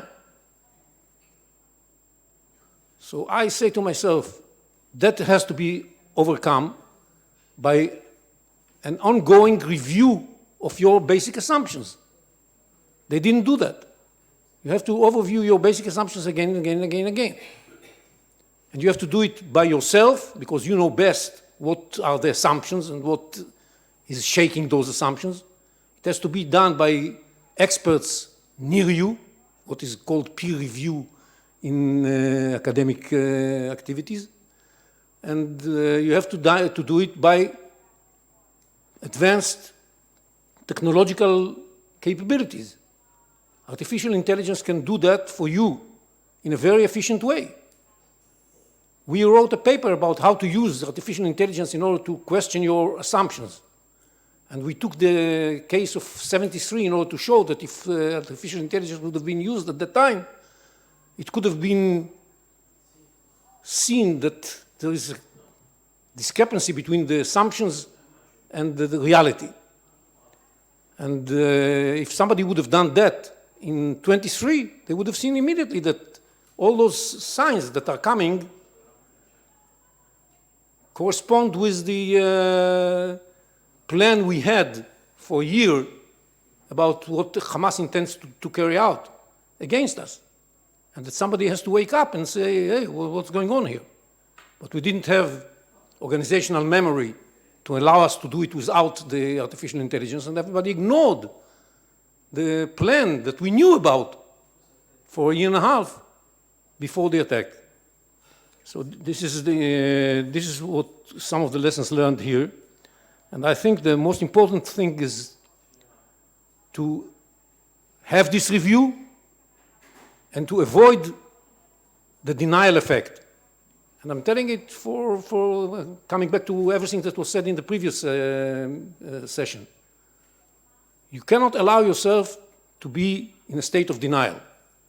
If there is a threat, if somebody says it's going to carry out an attack against you and makes all the preparations to carry out an attack against you, believe him, he means it. Thank you. Thanks, General. As a general comment, artificial intelligence is important. If you read the newspaper in this day, there is a comparison between the intelligence of the United States of America and China. And some of the people that declare him experts say that the next war will be on the artificial intelligence. So this is important, and especially for instance, I always say that Taiwan has to know the day when the popular China will attack them, and artificial intelligence will work a lot. Francesco Diella, my friend. Yeah. What lesson we can learn from military leadership for what is happening in the area? Yeah, thank you so much for, first of all, for the invitation, and it's great for me to be here also because I concluded my active duty just in September, and so coming back here as a 63-year-old guy with 44 years in active duty is a pleasure. Talking about military, I'm sorry to bother you about military, but of course this dimension is so embedded in the Israel history, but also so embedded in our history, and we have to take this into consideration. Just to give you the idea, how sometimes the military issues explains the actions some countries have taken. Israel, why the West Bank is so important from the strategic point of view. It's not a matter of controlling water, but just to remember that Israel, in the middle of this country, is only 15 kilometers wide. 15 kilometers, easy to be braked. And Napoleon teaches us how important it is to be in the center, to conquer the center of an area, because if you are in the center, you can move your resources from one side to another. Also in the chessboard, it's important to conquer the center, because you can move all the people. And so just to say how important is the military dimension, because sometimes can explain a lot. And this is why, in my opinion, Israel is looking for some people to be trusted in the Western Banks, banks, because it's only 15 kilometers wide, easy to break. So, in my opinion, talking about leadership, the most important lessons learned that we can derive from the war in Gaza is focusing on junior leaders. I'm talking about squad commander, platoon commander, company commander. So I'm talking about very small units. I'm talking about 20 people, 30 people, not more. But it's so important to focus on the training of the junior leadership, because the future of the warfare environment will be the urban warfare. Think about how Europe is full of cities. It's easy to go to the website and see the beautiful pictures from the space about Europe, full of lights, full of cities. So I'm sorry to say this, but the future warfare will be the urban one. And the urban warfare characteristics is that we need to transfer the decision-making from higher level, from regiment, brigadier, generals, to the lower one, because the urban warfare is fractioning the actions, the military actions. Fractioning the military actions means having squad, platoon, company, dealing with the core of the actions. And so in my opinion, it's really important to focus on the junior leader training. First of all, we have to train the leaders about initiative. Because when we are fighting in an urban situation, in an urban environment, the actions are really fractioned. And so at a lower level, close combat brings you in perceiving the enemy mood, perceiving the enemy feelings, the enemy capabilities, and also if the enemy is changing their tactics. And so if you have initiative, you can adapt your tactics. Only with initiative you can act if something is changing. And we have to train our junior leaders in doing this. Second, I believe that our junior leaders should be trained in leading small quantity unit full of qualities. I said a squad, platoon, companies. We are talking about 50 people, okay, from a squad of 5 people to a company of 50 people. So they are small unit in quantity, but we need to have a lot of qualities inside, because this is the urban warfare. The urban warfare is requesting to have in this small unit special forces. For instance, for the subterranean maneuver, how to deal with the tunnels. We need embedded in small unit combat engineers. In Italy, we are used to see the engineers as the perfect dual-use unit, you know? When there is a flood or when there is an earthquake, we saw the engineer digging in the rubbles and so on. But in an urban warfare, we need engineer, combat engineer, at the small level, as the smallest levels as possible, because we need the engineer to enter the tunnels, for instance, because there are booby traps. And also we need for clearing the rubbles in an urban warfare. So again, it's absolutely important to have also this quality in a small quantity unit. And let me say also, just to conclude, that it's important to train our junior leaders in ethics and in law of armed conflicts, because the public is always prepared to point the finger to the soldiers who are sacrificing their life in a most dangerous warfare because it's absolutely a nightmare for a soldier to combat in an urban warfare. And let me conclude with a joke. But it's absolutely important because we used to say that which kind of fingers the officers use during the combat time. And we saw that the junior leaders, all the time they use the pointer because they give orders, but just give one order because a small unit. So you do this, you do that. The senior officer usually use 5 or 4 fingers because they give a lot of orders. So you have to do this, this, this, and that.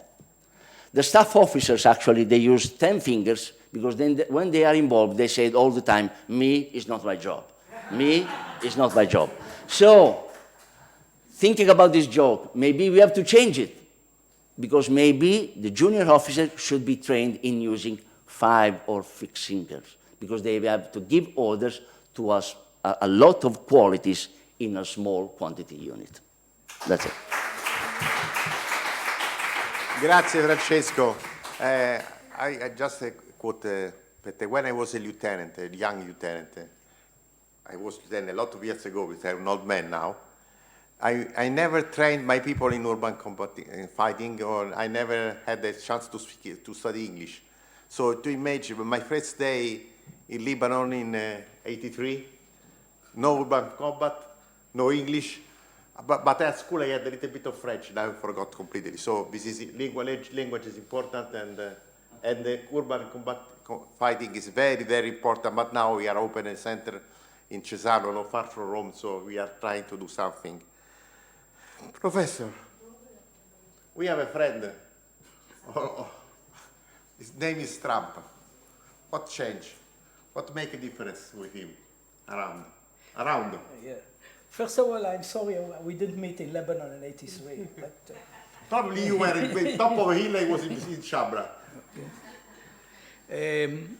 Israel needs the United States. The United States is the most important actor, international actor for Israel.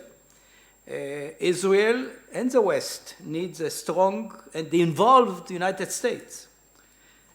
Trump is not an internationalist. I think it's quite clear by now.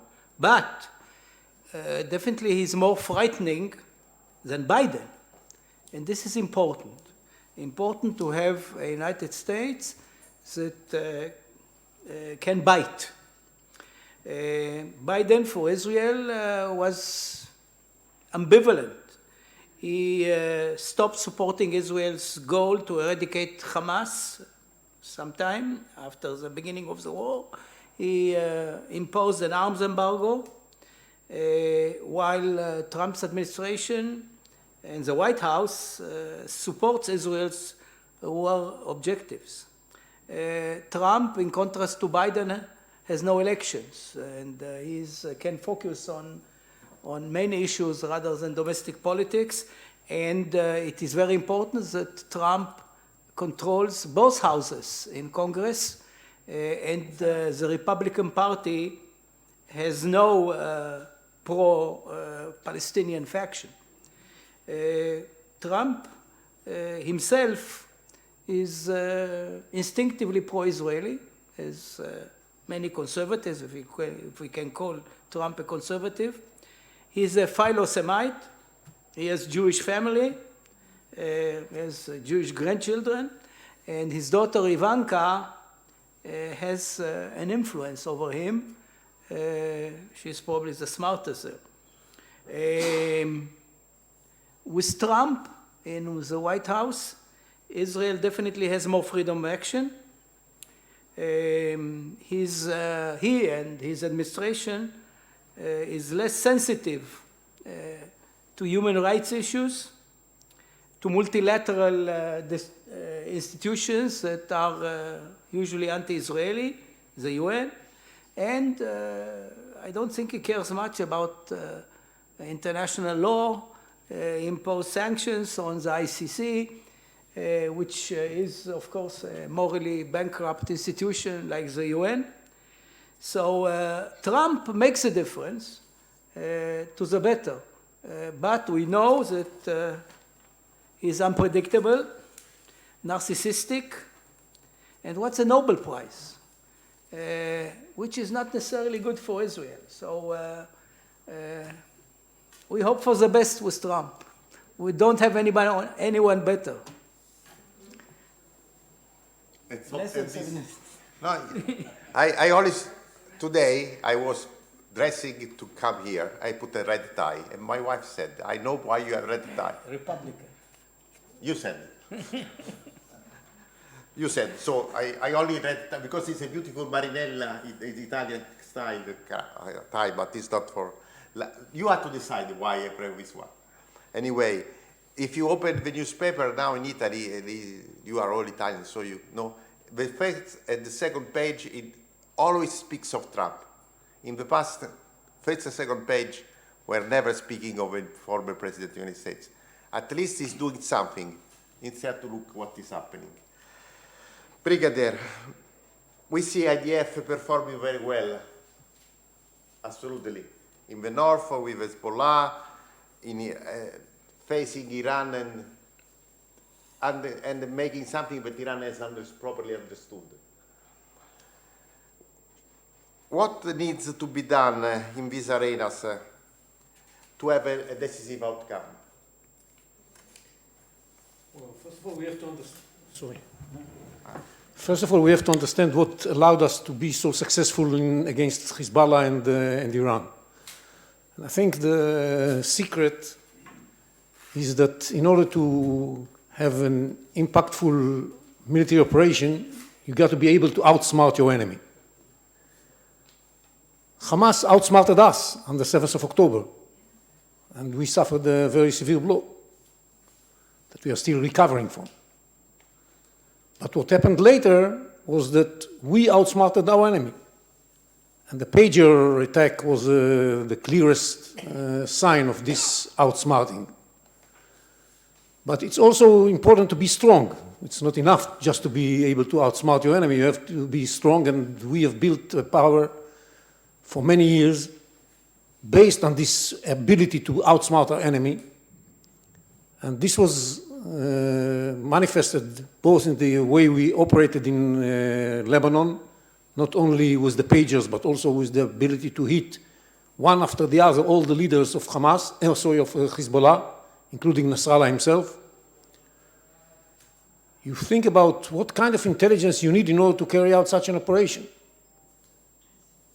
Knowing that the enemy's major task is to prevent this information from you. And you understand that it has to be built on long years of preparation. And the same happened in Iran. When we carried out the attack, the counterattack to the Iranian attack in October, when we retaliated, it was based on intelligence and capabilities that we have built for ages, and that were performed in a very impressive way during the attack. And the point is that what we did, not even directly, but indirectly, created a new context to the war that brought about the collapse of the capability of Hezbollah to threaten us in the way they were preparing for many, many years, accumulating all these weapons and the long-range missiles and advanced missiles and so on and so forth. All of a sudden, this became irrelevant because they lost their leadership and they lost the other major assets that they have prepared for so many years, which was the caches of weapons along our borders that we managed to take over when we entered the southern part of Lebanon and destroyed all the infrastructure that they have built underground and left them without the capability to run an attack, ground offensive against Israel. This was a new situation that weakened Hezbollah dramatically. And what we did with Iran enabled us to claim that the question mark about this issue of whether Israel and the United States have a credible military option vis-à-vis the nuclear program of Iran is not only a question mark. There is a credible military option to deal with the Iranian nuclear project. And this is a totally new situation that it has a tremendous impact on the way people think about the situation, to the extent that some people within the Syrian opposition at the time thought that following all of that, they do have an unprecedented opportunity to kick the Assad family out of the position in Syria and replace them with something that is not necessarily much better, but a little bit better.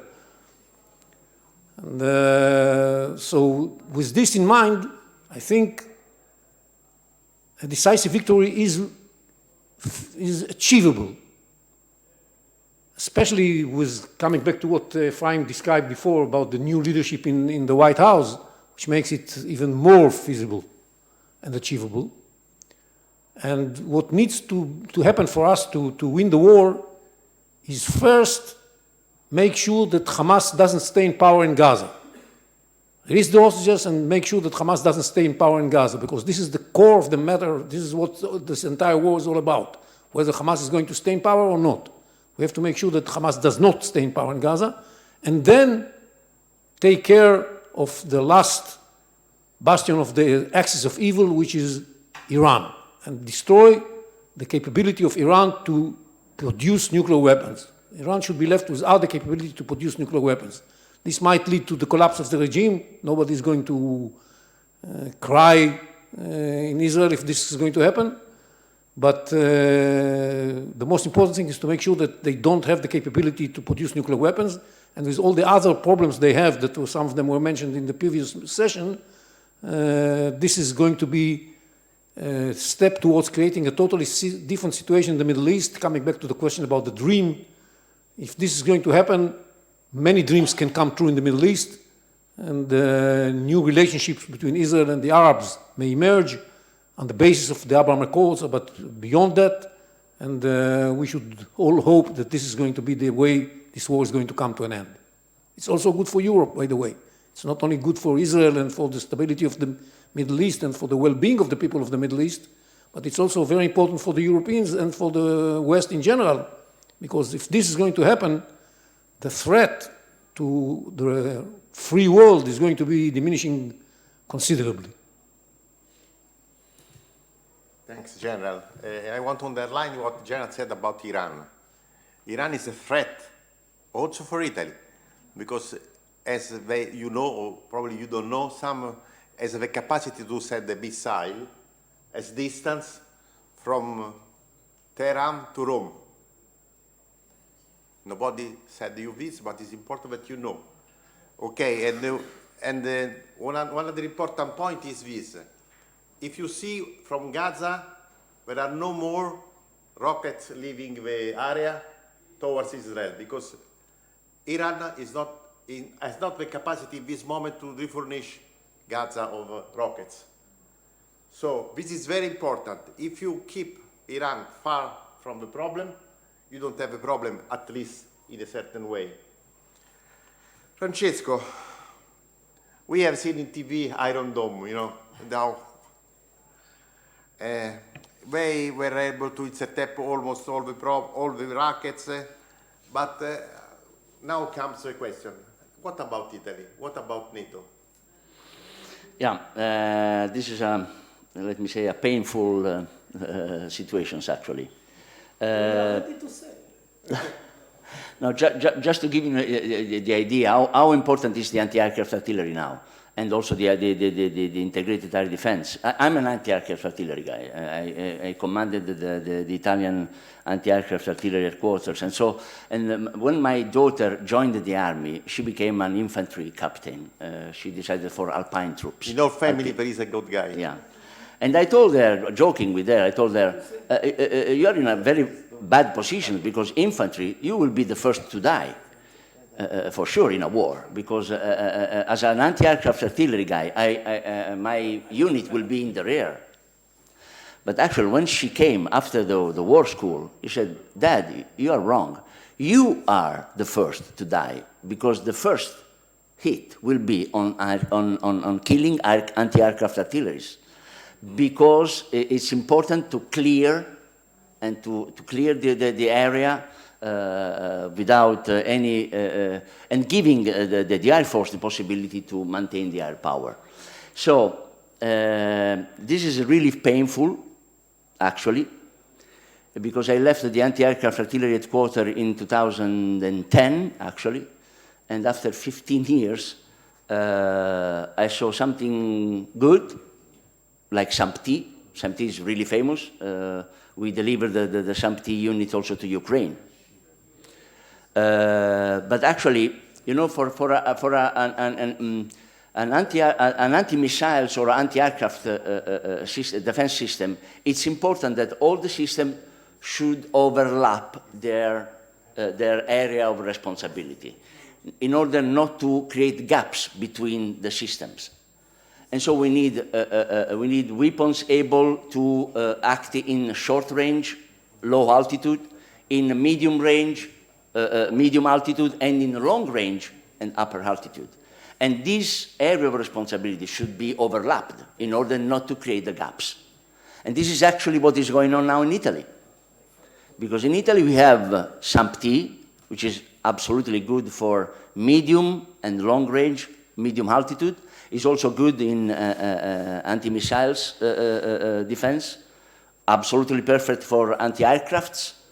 We have short range, because we have the Stinger. I think you have heard about it. It's a manpad, so it's a system that one soldier could give on the shoulder and react in a very short area. But now we are missing, so we have a gap between short and medium.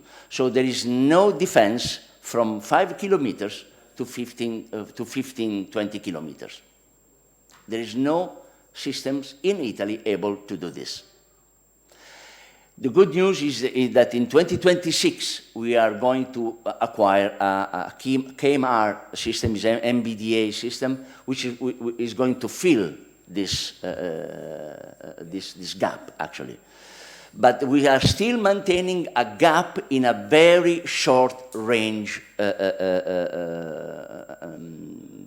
defense, because, for instance, now in the Italian anti-aircraft artillery is not really able to face the UAV, for instance. They can counter the UAV with using electronic weapons, but we cannot shut down them. So also this is going to be acquired, because the Italian defense is working on Skynet system, which is a German one, if I remember well, is a conventional one, able to engage UAVs, drones, and short, and let me say, little threat from the air in a range of up to 5 kilometers. In Europe, Europe set up an initiative, is what we call the European Sky Shield Initiative, ESSI. Is a German-led project. Is a very ambitious attempt to fill all the critical air defense gaps. The aim is to create a defense against the ballistic missiles, drones, cruise missiles, and so on. And the idea is to put all these nations together also to create some economy of scale, because there is a big problem when we are talking about this kind of systems. They cost a lot. They cost a lot, because a system is made by weapons, but is made also by radars, sensors, and so on. And they cost a lot, because it's a cutting-edge technology, of course. So now, in Europe, this is this initiative. 24 countries are joining these initiatives. Italy and France, so far, are not inside, because there is a struggle between who is leading this initiative, and France and Italy, because the initiative is focusing on some specific anti-missile systems, IRIS-T, Patriots, Arrows 3 from US and Israel. But you know that France and Italy are working on SAMT. And so, due to the fact that they cost a lot, and we are talking about defense industry, of course, for Italy and France, could be a problem if this initiative will choose only Patriots or RST and so on, putting aside our SAMT. Also because we should not forget that Patriot and Arrows is US. So if you want to look for a strategic autonomy for Europe, we have to think about also to this. And about NATO, NATO so far, in a few words, is, in my opinion, is absolutely really effective. But is absolutely effective when we are talking about the defense against aircrafts, because NATO is providing a 24/7 defense. If an aircraft is deciding to change the plan, NATO is able to react 24/7. But if we are talking about missile defense, actually the ballistic missile defense so far is, let me say, is on demand, okay? We are not able, NATO is not able to cover 24/7 the entire European continent against ballistic missiles, but it's on demand. So now NATO is focusing on eastern flanks and is focusing on southeast from Iran, as Giuseppe said. And so now NATO has 24/7 anti-missile system already deployed, ready to be engaged, but only on these sides, so eastern flanks and southeast. NATO is not absolutely able to create a 24/7 anti-missile defense. There is a surveillance system absolutely ready. There is command and control absolutely able and ready. But in terms of weapons, actually NATO is not able to deploy all the systems in order to cover completely the continent. And that is the situation. Thanks a lot, Francisco. Thanks a lot. And now we have time for a couple of questions from the floor. So take the stage and introduce yourself and pose the question, please, if you like. No question? No, one question. Don't forget to introduce yourself. Okay, yes. Good evening. I'm Daniele Venanzi. I work for a think tank. Since we mentioned the Abraham Accords and the Trump administration, would you be in favor of a Saudi protectorate kind of solution in Gaza, in contrast to the Gaza Riviera alternative that Trump poses? Thank you.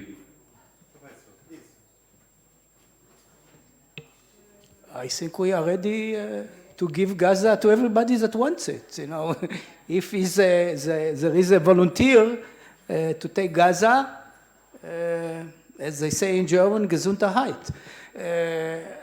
I don't think the Saudis are, however, able to be a policeman of Gaza.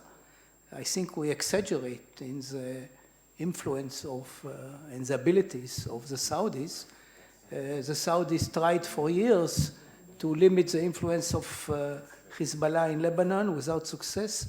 They tried to keep Iraq out of Iranian influence. They failed, and they failed miserably with the Houthis.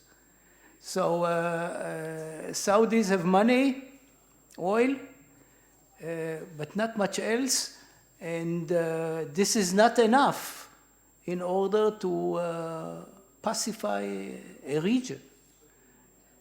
So I think Saudis, if they want to, sure, but I don't think they'll be successful. Some analysts in Italy say that to win a war, you need three things. Money, money, money. They had. Next question, please. It's not enough, right? But some people say this. Please, introduce yourself, please. Good afternoon again. Okay, Antonino Pola. So I have two questions. One is more about the military concern about Iran. So is Israel capable of hitting Iran in a large-scale war, and is interested in doing so? Because as I saw about the Israeli wars during the years, Israel is more capable, or at least it entered regional wars and local wars around Israel, no? And accepting some actions against Iran directly in the Iran territory. So the first one is about is strategically capable of doing a war, a large-scale war against Iran. And the second one, which is not about military concern, but about the normalization of partnerships.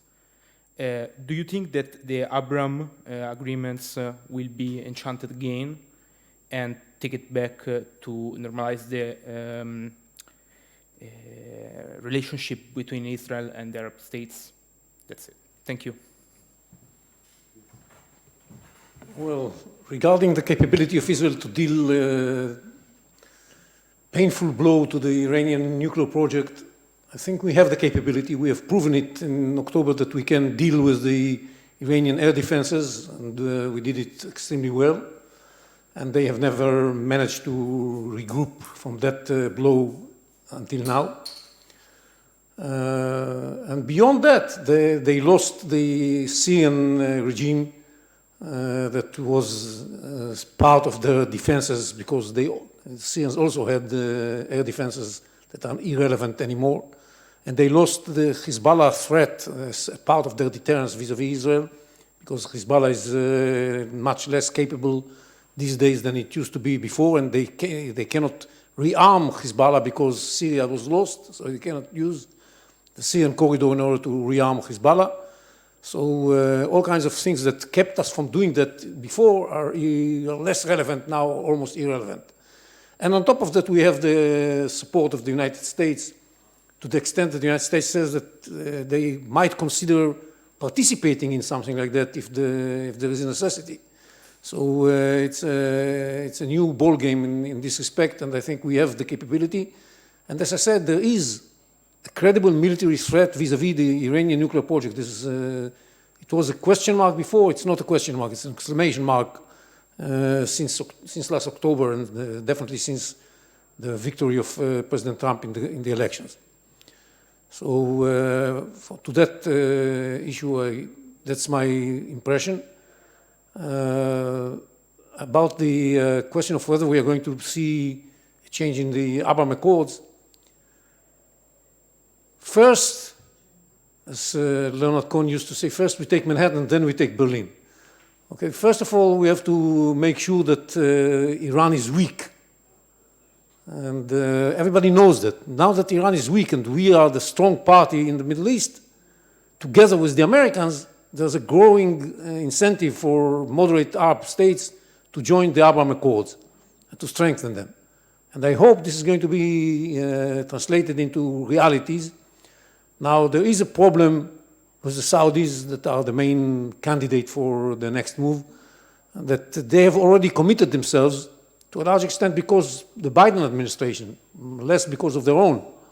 They have committed to themselves that the progress in the Abraham Accords will be conditioned on some progress towards having a Palestinian state. I think we know today that the Palestinian threat, the state is a major threat for the state of Israel. We cannot afford anymore having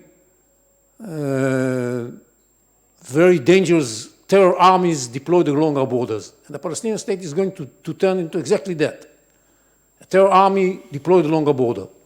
We have changed our policy, on top of everything that Ephraim mentioned before, to not allowing terror armies deployed along our border. We don't allow Hamas to deploy in Gaza.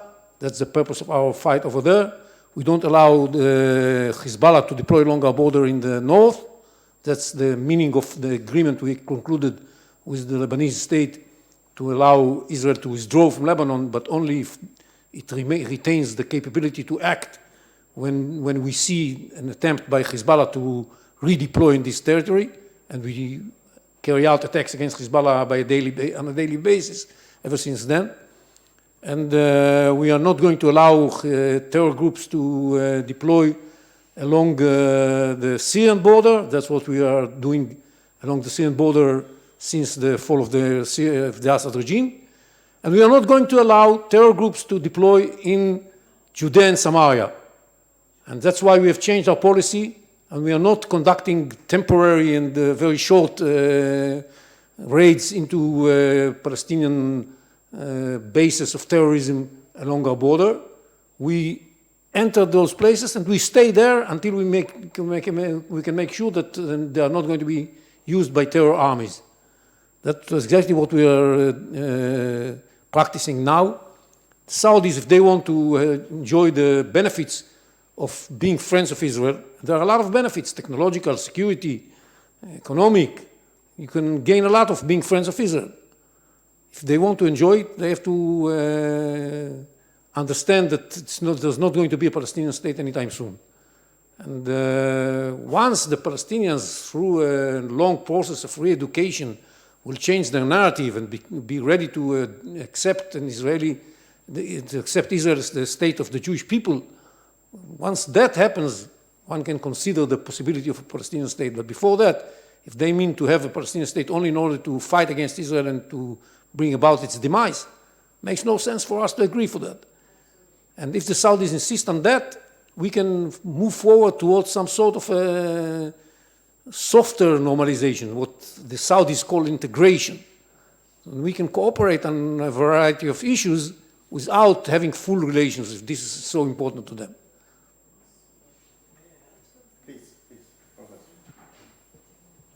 There is another problem with adding Saudi Arabia to the Abraham Accords, and this is their ambition to have the same type of technology as Iran has in the nuclear field. And this was a demand. Maybe it will be removed after the Iranian nuclear program is ended by force only.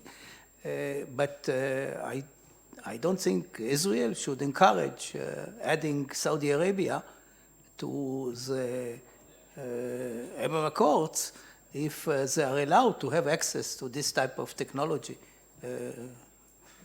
So this is should be a non-starter for us. Any other question? Please.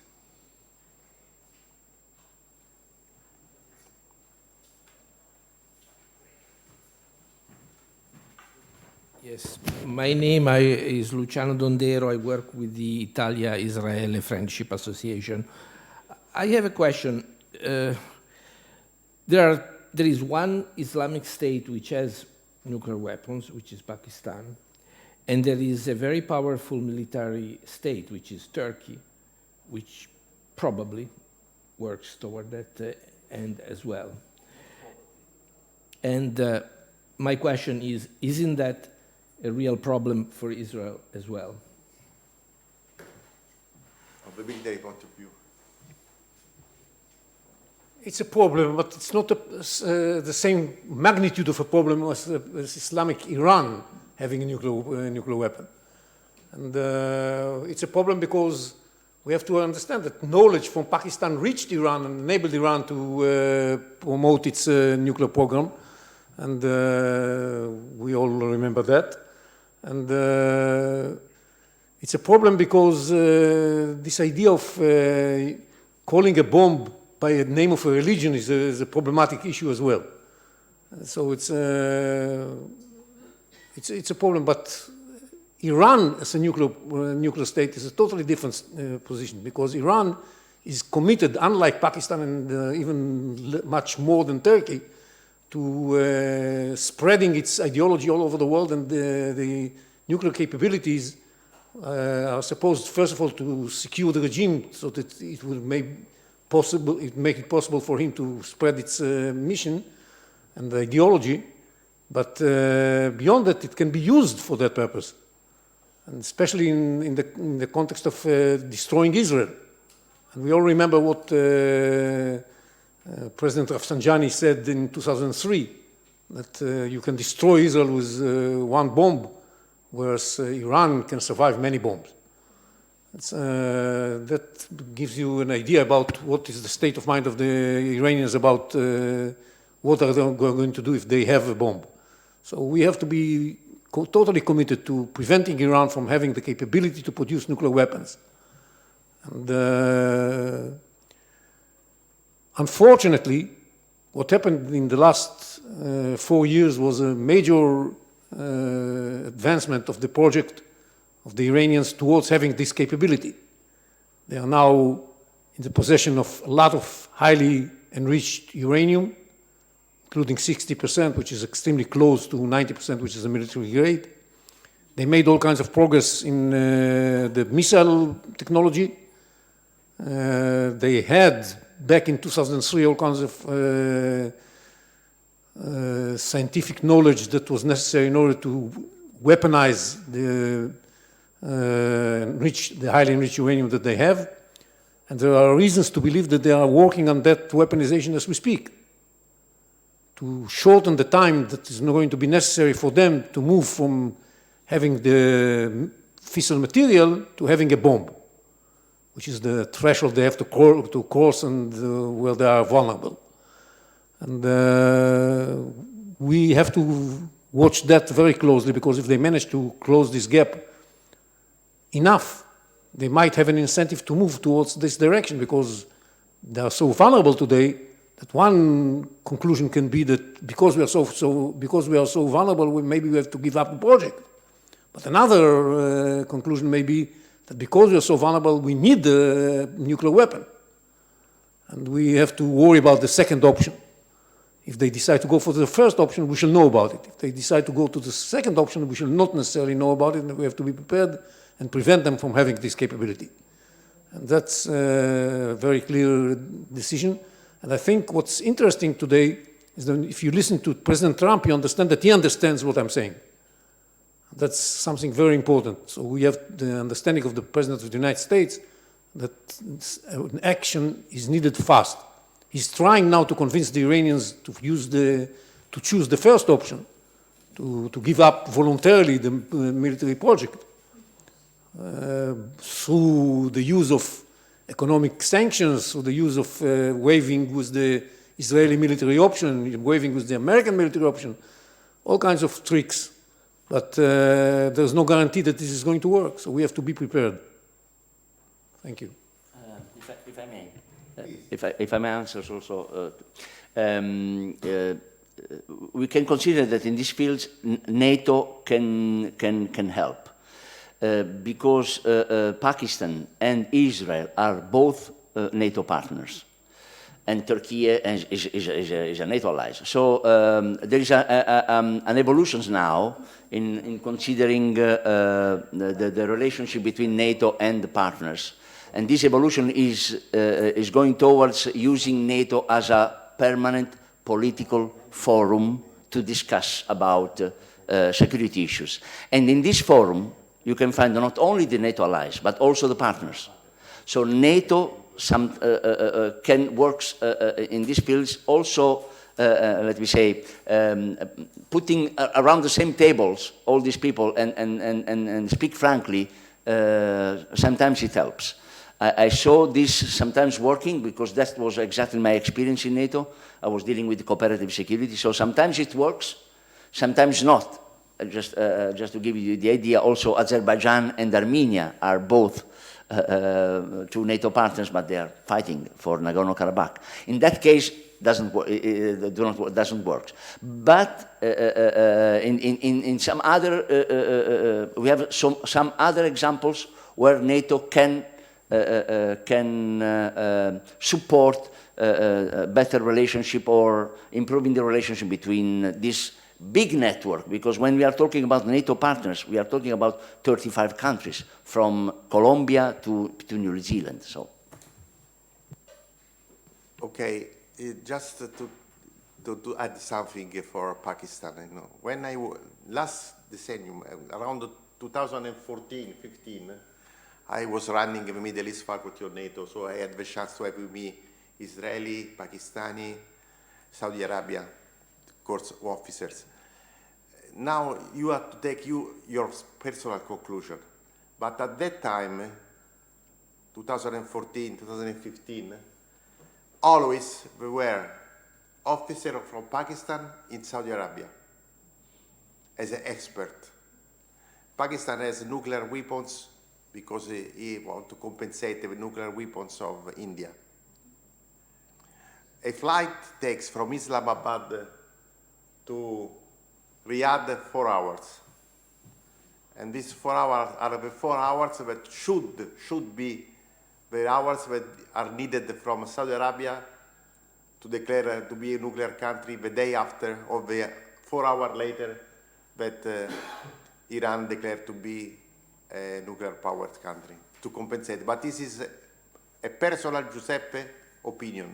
It's not written in any book, any list. But if you look at the ground, if you look at the consistency of the officer of Pakistan, I don't see any reason why Pakistani officer had to spend years in Saudi Arabia. Okay, the meeting is over. I kindly ask all of you to join me in a round of applause for the panel. Thanks a lot. And have a good dinner.